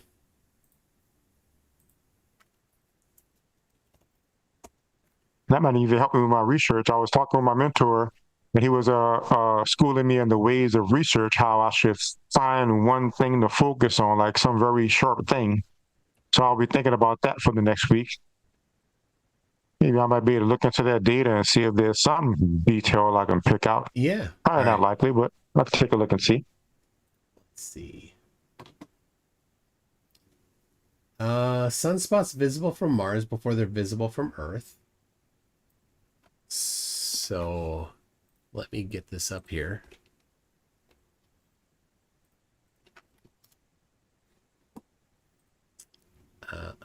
That's not the best. There we go. I'll share this to you so you can see it too. Okay. All right, so this is space weather. So this is showing this animation here is Perseverance's images of the sun from its mast cam. So I just Googled Perseverance photos and NASA. So this is showing, you can see there's a sunspot moving across the sun there. Right, so that's the first one. Pretty neat. So you can't see all of the sunspots. The resolution of the photo isn't as good as your telescope, for example. And let's see. So that's from 2023, about a year ago. Yeah, August 20th, a year ago. And then here I wonder if those numbers are the same numbers from SOHO. Is there a universal numbering system for sunspots? Do you know that? Yeah, there is. So, all right. Here is, and I'll give everybody this. Oh, that's awesome. And I'll send this to you. So there is the raw Appreciate images. That's one. You can find the others there. But in that set of photographs here, Right. This is Wow, over 3,000. 3,000 pages of them. There's 708,000 Oh, total crap. photos. Yeah. Man. And it's from Mastcam. So there it is. You want to just get one of the cameras. You don't want to get all of them. There you go. Do I have to hit? There it is. Okay. So here's a photo of the sun. Nice. And every day it takes a picture of the sun. Every day. Yep. I can't wait till we get to Mars. I believe Elon's going to be the first to get us there. What do you think? Hey, he's the only one working on it right now. Well, I mean, that's true. That does help. All right, so here, whatever day that was, it doesn't really matter. Here's a picture of the sun, and there's a couple sunspots you can see on it. So that is neat. Yeah, and are you sure that's not just Photoshop? The thing is that it can't be, because it's making predictions about the future and it's accurate. So you know the sun is CGI. You know they put the sun up there to fool us. So think about this. This photograph here. This was August 18th, right? So this was a couple days ago. And so if you look at that particular photo there, and you can see the sunspots on it, and you can, I don't know exactly where Mars is in relation to the Earth today, because a year ago it was offset enough that it was the right timing, but today it might not be quite enough. Anyway, you can see the sunspot on Mars before you can see it here, and then it appears here. So there's no way that you can use Photoshop to predict the future. Think about that. What kind of loser would fight against that? You'd have to be so dumb to say, "Oh, wow, now what?" Right? That it's anyway. There you go. I gave you the Perseverance, and just go Mastcam Z left or Mastcam Z right, and you get the photo. I think the left takes the photos of the sun. I'm not certain. MK Ultra says that Copernicus came up with relativity in 1543. This is known. He's joking. Matthew Vicendici says, did anyone hear Witsit's anti-Semitic rubbish? I did not yet. That was on I think it was mostly on the Matters Now after show, which I will be covering in a future episode of Tuesday Night Live. Oh my! This name that I thought was Japanese, Ichijiku, says, I want the reality show Flurfers Go to College. Oh my gosh! Can you imagine? It's just dropouts, right? Man of War says, General, your allure to understanding relativity better than anyone, or you allude to understanding relativity better than anyone. How about you resolve Einstein field equations then? Use as many super chats as you need. Go ahead. Happy Tuesday and praise Titicaca. Did you know, Daryl, that my favorite lake is Lake Titicaca? I have heard. I think I've heard that before. You can't say it without laughing. Nerd Pedantic Alert says everyone's talking about stellar aberration, but no one mentions mediocre aberration or pathetic aberration. That's great. Leslie Rohr says two ships are sitting one in front of the other and are attached by a frail taut string. They both start accelerating at exactly 10 meters per second. What happens to the string and why? There you go, Daryl. Say that one more time. Two ships are sitting one in front of the other and are attached by a frail, taut string. Tight string. They both start accelerating at exactly 10 meters per second. What happens to the string and why? It doesn't mention which way they're facing, though, right? It does not. If they're facing anything other than exactly the same direction, that string will quickly get pulled and break, right? But what if they're both going and pointing exactly the same direction? Well, they say frail string. I'm assuming it's an air, right? Yeah, it's just hanging. Seems like it was frail. The wind will eventually break it.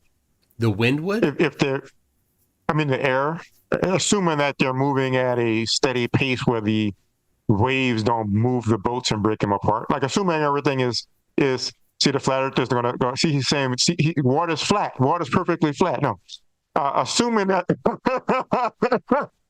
assuming that the water's flat, so there's no waves. Assuming that there's air but it's not windy. It seems like when it picks up enough pace, the ramming against the air would tear the string. Yeah. So let's ignore the air. I don't think ignore the air. Yeah. Well, if there's no air and the water is flat, then nothing will happen. It'll just keep going. Yeah, I think the discounting confounding variables.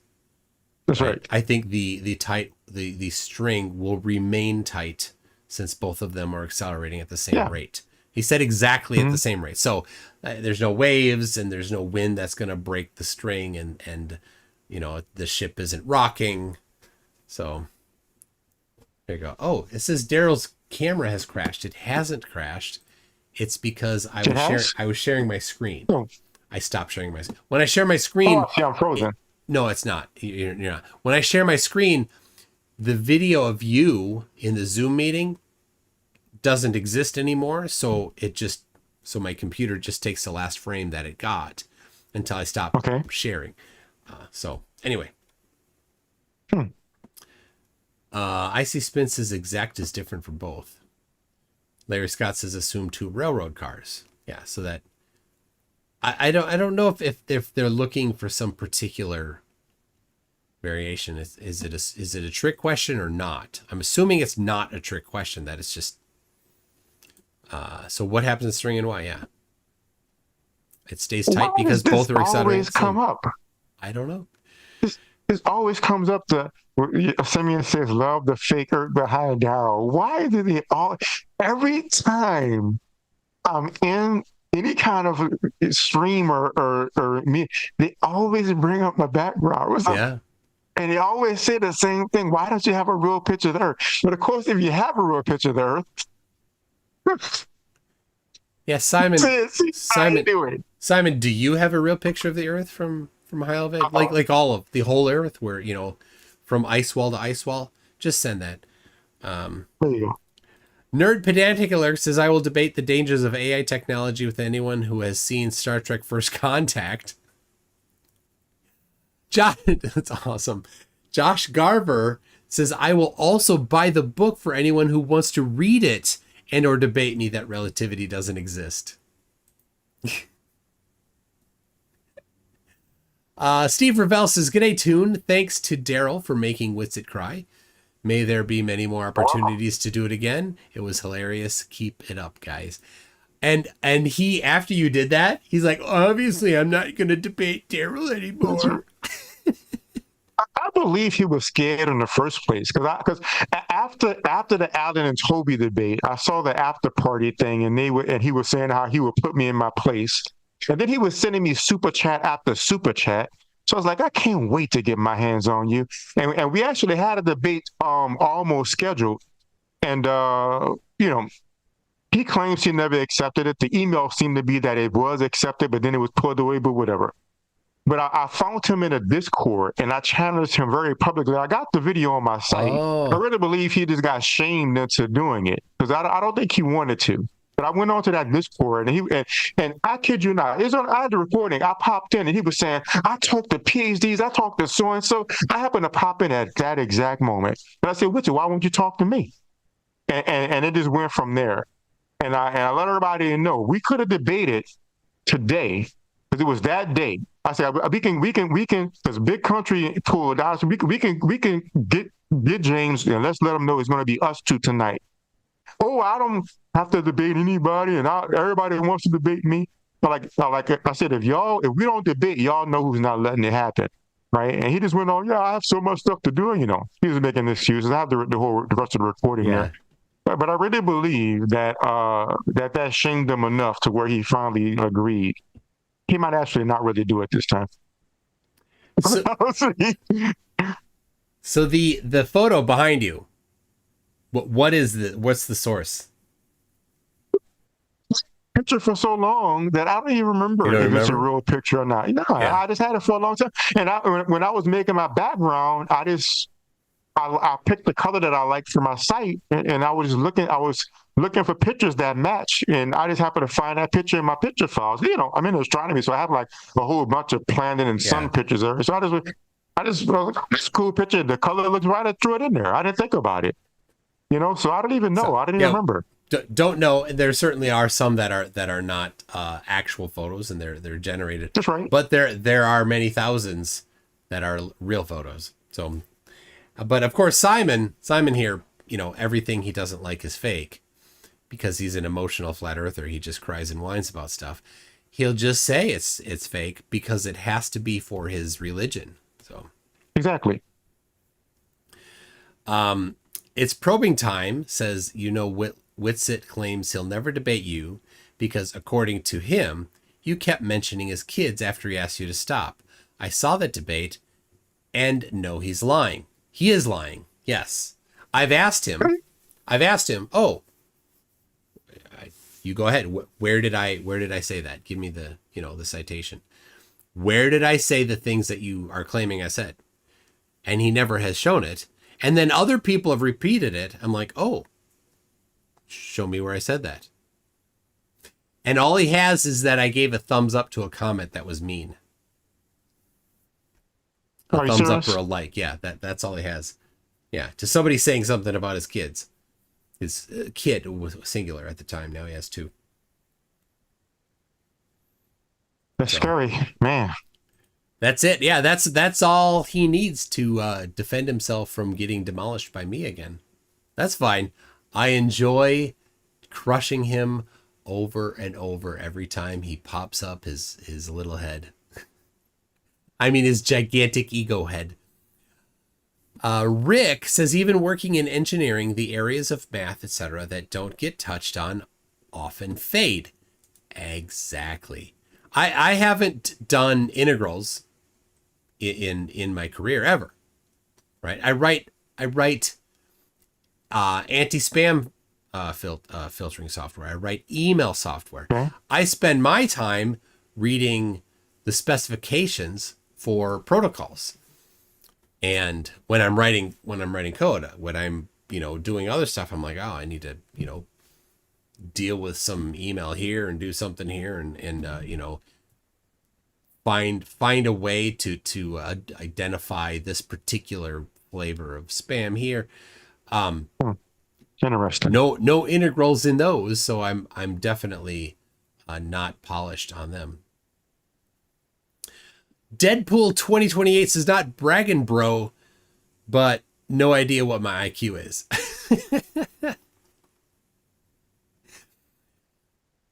How many times did Witsit not brag about his incredibly high IQ? and his math skills, his what did he say? His aptitude. I literally have an aptitude for math, bro. It's well known. Like, it's well known. Like, people talk about my math skills all the time. It's well known.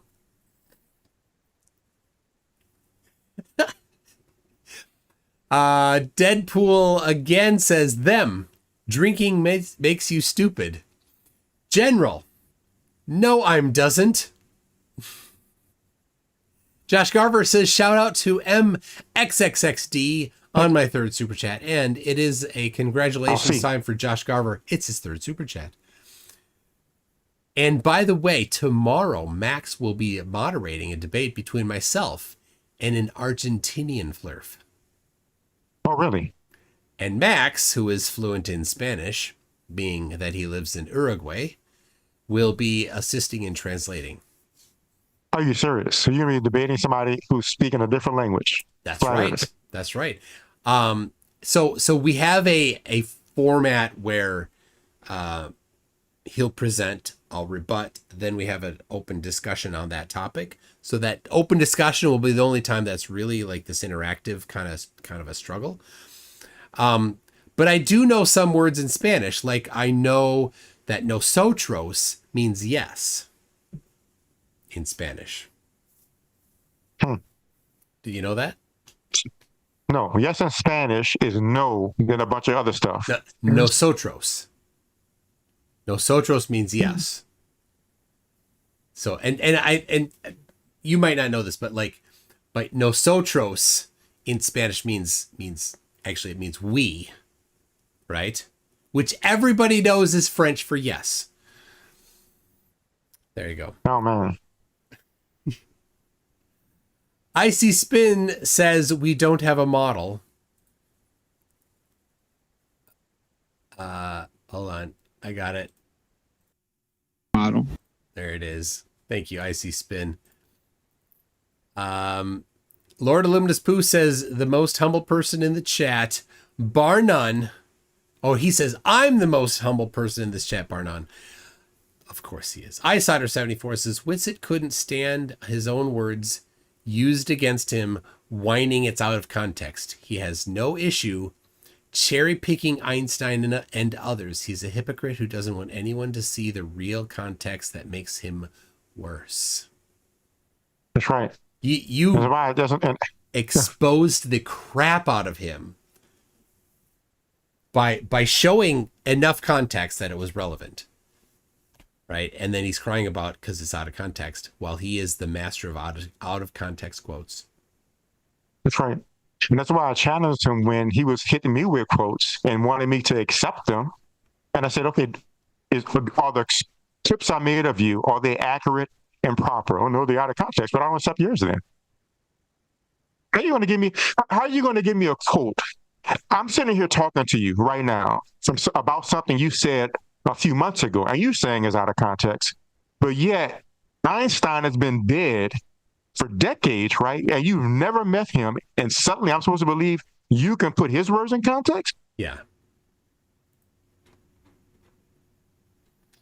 It's crazy. Oh, this is good.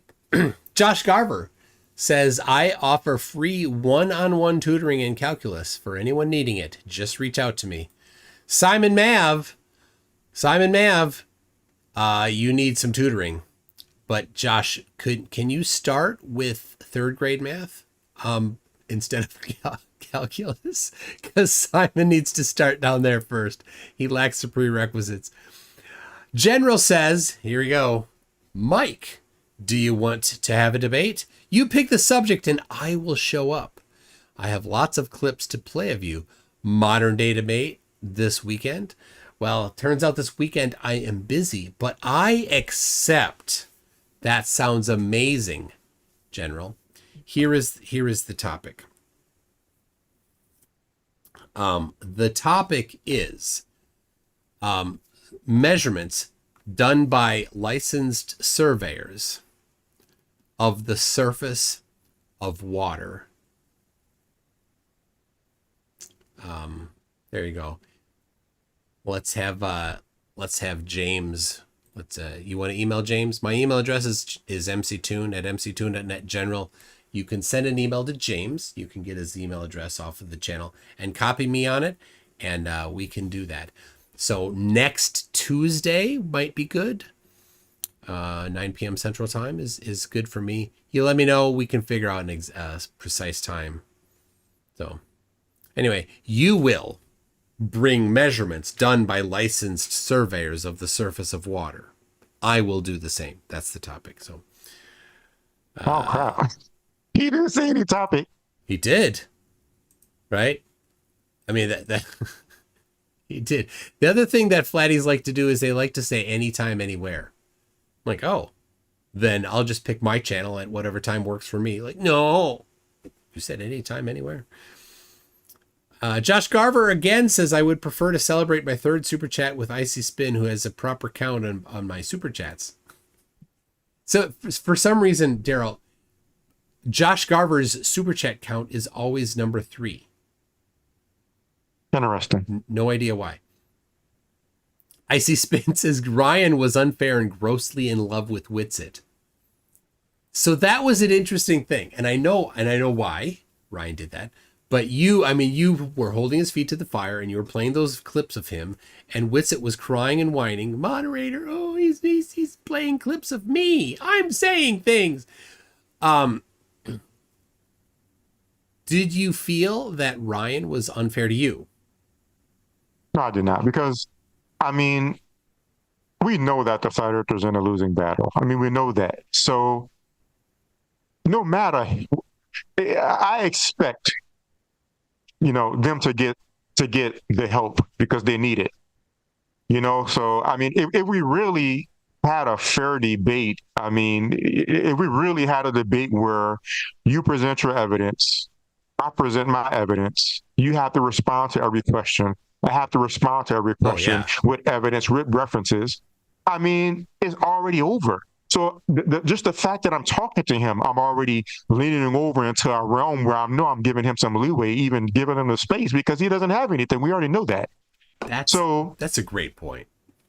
Yeah, and that's why I didn't mind him talking. I remember, you notice every time I tried to go to a multiple point thing. Like I tried to play 2 clips in a row. So, because I was leading to a point, but Witsit had to jump in every time, and I didn't mind. But I didn't mind just letting him go. It was like, do you want to know that? Let's do that. I don't care. What is he going to say that's going to possibly demolish heliocentrism? It doesn't matter. You can just say whatever now he's going to say, and I'll just destroy whatever he says because he has a losing hand. I don't really care. So yeah, it doesn't bother me at all. Let him do what he has to do. That's a great point, and I bring this one up a lot. This Debater's Guide. This Debater's Guide is a guide mostly for people that are going to participate in Lincoln Douglas style debates that are point debates that are scored. So when you have, it's very strict on what you do. If you show up there and say, I'm the default position, done, you lose. Right? You don't get anywhere if your position, if you say the Earth is geocentric, then the people scoring the debate, because it's scored, are going to 100% expect that you will bring evidence of it. And right, you make the claim, you'll have the evidence, and then you have the warrant that ties them together to explain why you should accept the claim based on the evidence. That's right. And he doesn't have that. He knows he doesn't have that. And that's why he has to construct all these other ways around it by, declaring that his position is the default, and by talking about, out of context quotes. But a quote, in context or not, a quote isn't evidence. It's just a person saying a thing. That's right. The only thing that would be evidence would be the measurements of it. And so if Witsit, then, and he doesn't get this about Dayton Miller. Right, he likes to talk about Dayton Miller. He likes to talk about Michelson Morley, and they're like, "Oh, they did get a fringe shift," and Dayton Miller did measure fringe shifts, but Witsit's claim is stationary. Stationary requires no fringe shift for ether existing. Right, he claims ether exists. There should be no fringe shift, and he's like, "Oh, well, it's the ether is moving." But all right, so you have to establish, right, that the ether exists. Can he do that? No, he can't, because he says this. Ether is an immaterial background medium of pure potential. It cannot be quantified or measured intrinsically. Right. Okay. So he says those things. So he already, unless he's going to somehow try to run away from what he previously said, he concedes that ether can't be substantiated. You're going to run into trouble in a point debate. Then he has to show the differentiation between a moving ether on a stationary Earth and a stationary ether with a moving Earth. How do you tell the difference between them? Without some other reference, you can't. Right? That's if he were to establish ether, he can't differentiate between them. It's a failing position for him. Unfalsifiable.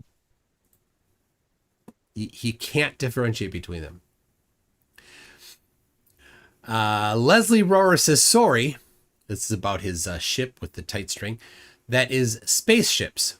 One in the front, the other accelerating at the same rate. It's a general relativity question I asked of the general.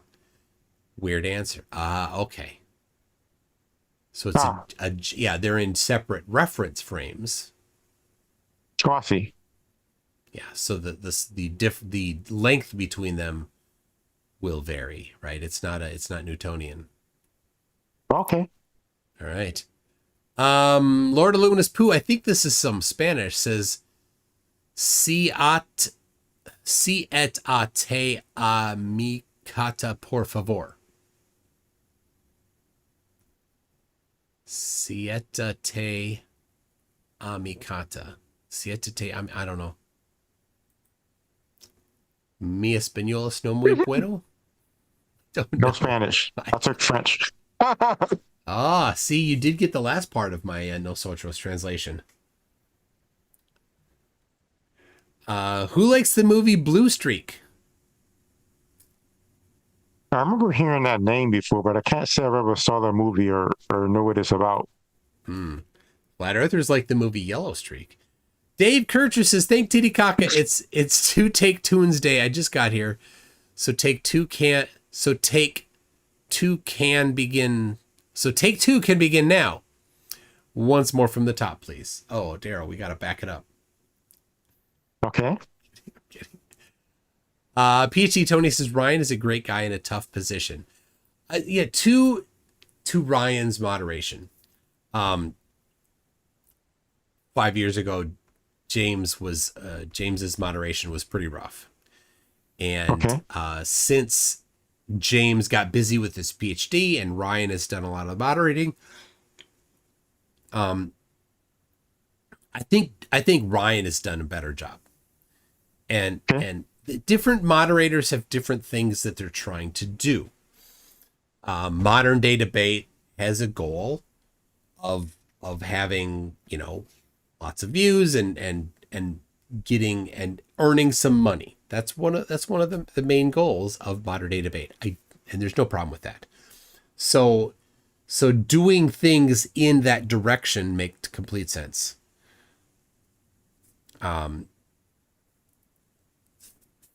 So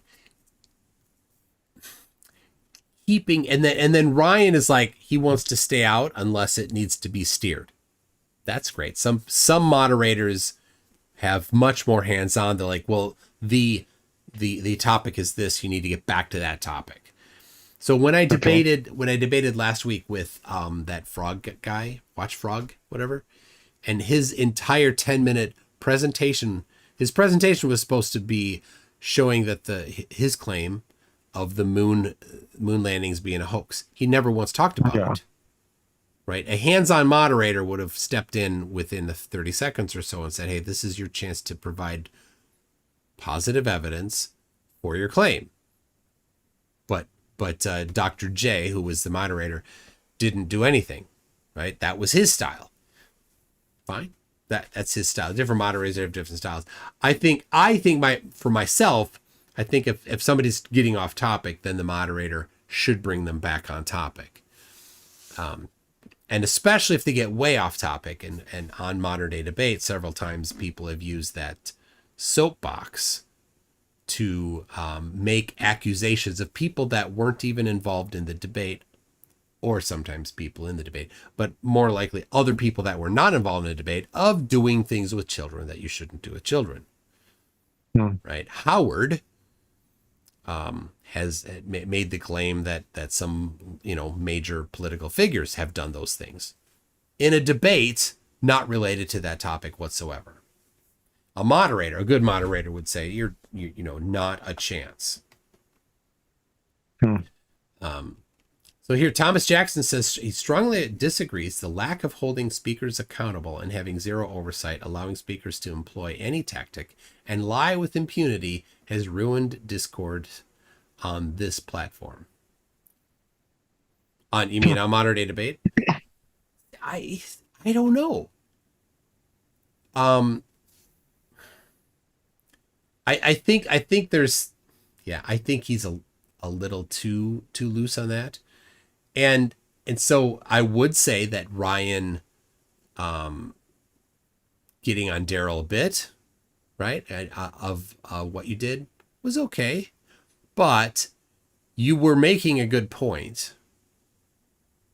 So I think it was on topic.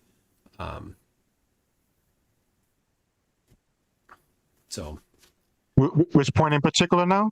Well, the point you were making about Witsit shucking and jiving and not saying, not being consistent, right? You played clips of him that didn't have anything to do with geocentrism as a way of showing that he just says things and you can't just take what he says as acceptance. That's right. I think the fact that he presented nothing leaves the door open for that.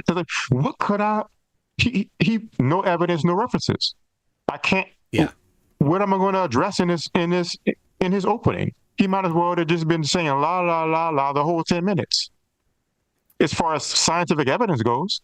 Yeah, because his whole presentation was an effort to change the burden of proof. That's all it was. He's like, he claims that he has a default position, therefore doesn't have to support anything. He claims that you need to provide proof. And then when you did, he didn't even talk about it. He spent zero time talking about what you presented. That's right. He kept trying to get me to talk about his script. Yeah. He has a script. He's going to ask these questions. And no matter what you say, it doesn't matter because he's not going to listen to what you say. He's not going to accept that anything that you say answers the question. He's just going to re-ask the question over and over. I'm ready for him now. So, yeah, I mean, modern day debate has goals, and modern day debate has a debate or a moderation style. And we know that. I know that. Everybody going there knows that. So that's what they're going to have. So to get there and say, oh, I didn't like the moderation style. Well, that is their moderation style. If you don't like it, don't watch, don't go. Right? That's fine. That's fine. And I have some suggestions that might be ways to change it. But I know the moderation style, and I know when I go there what I'm going to get. So I will prepare for that, and I will do an interaction there that fits the style, and that's what Daryl did. That's right.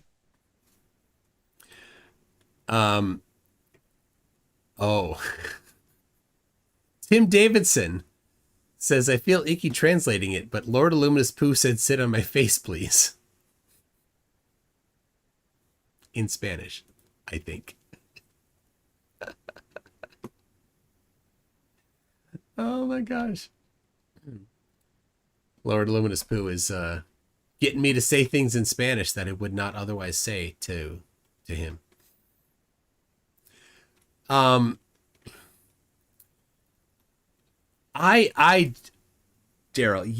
you got him, I think, to squirm one of the most squirmings that I've ever seen Witsit do.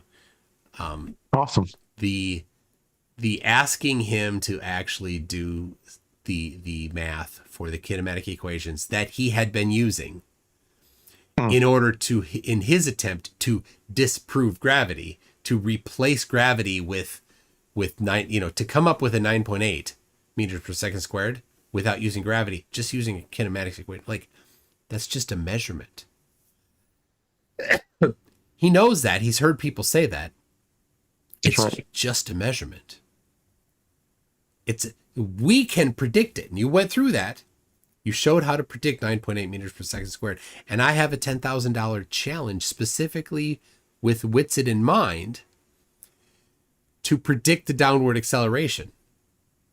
And he hasn't attempted it. He's like, he can't, it's not fair. Like, what do you mean it's not fair? I can do it using the globe. Why can't you do it? Can you do it? Yeah. Yeah. And what's even funnier is basically his nonsense was sitting there. And I took a shovel and I'm digging the hole. I'm about to shove your nonsense in this hole. And he grabbed the shovel out of my hand and said, I can dig a whole lot faster than you. And he pulled up that site. So laughing so hard. I can't believe he's still harping on this after I've already can't believe it. And that's what I was able to show him. All you did was use the second equation to make velocity in position 0. And you think you did something. I couldn't believe it. I'm like, oh my gosh. He's like, hold my beer. You think you're digging a hole for my trash? Give me a moment. He had no idea. My comment, I commented on it today on that video on Modern Day Debate. He was completely oblivious to what you did. He had no idea. And then he took the shovel out of your hand and dug a bigger hole.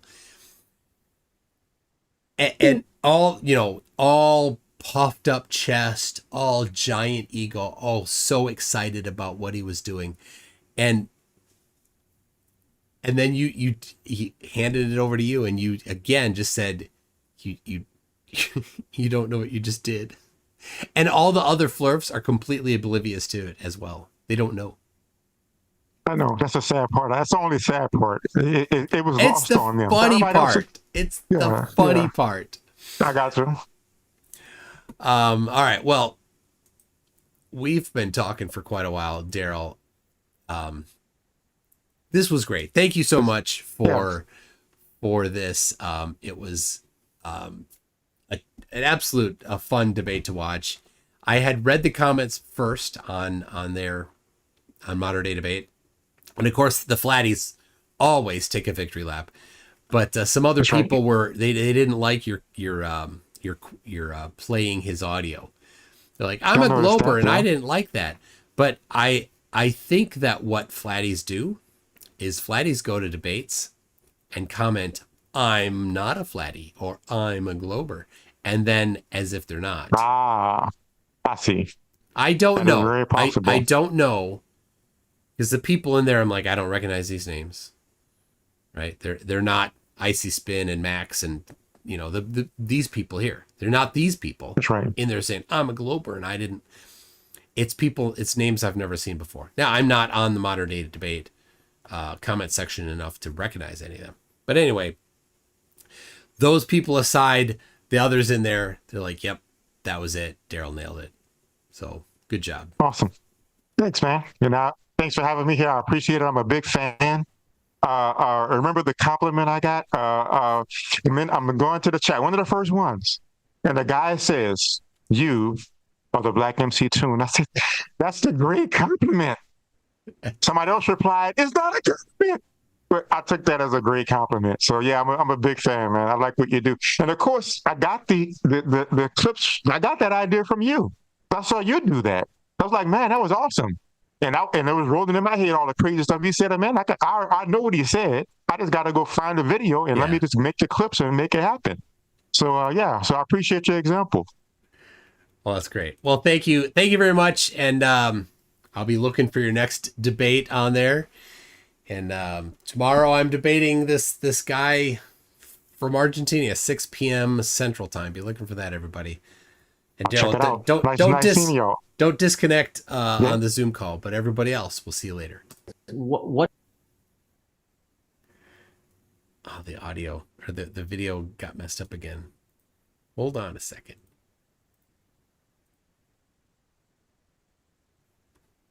Oh my goodness.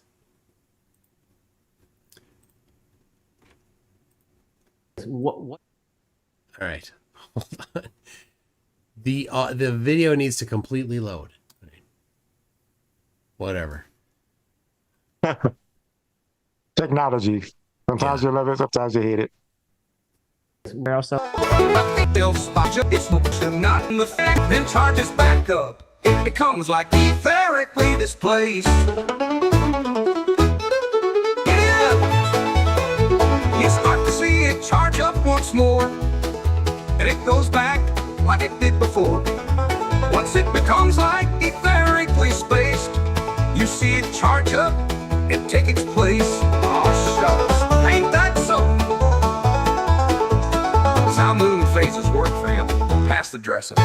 In the magnet's heart, centrifugal divergence flies, centripetal convergence pulls, defying all science.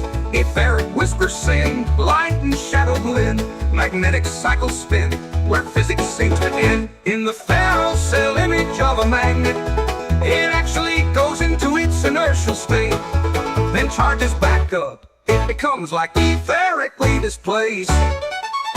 Yeehaw! Grab your partner, swing 'em round, magnetic cycles up and down. Either song in the air, hillbilly science everywhere, 'cause it's like etherically displaced. Yeehaw!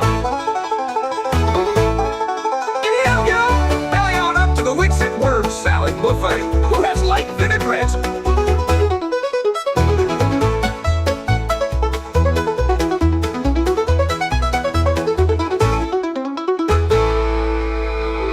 The Jugger Ranch. Then charges back up, and once it becomes like etherically displaced again, you start to see it charge up throughout a cycle, and it goes back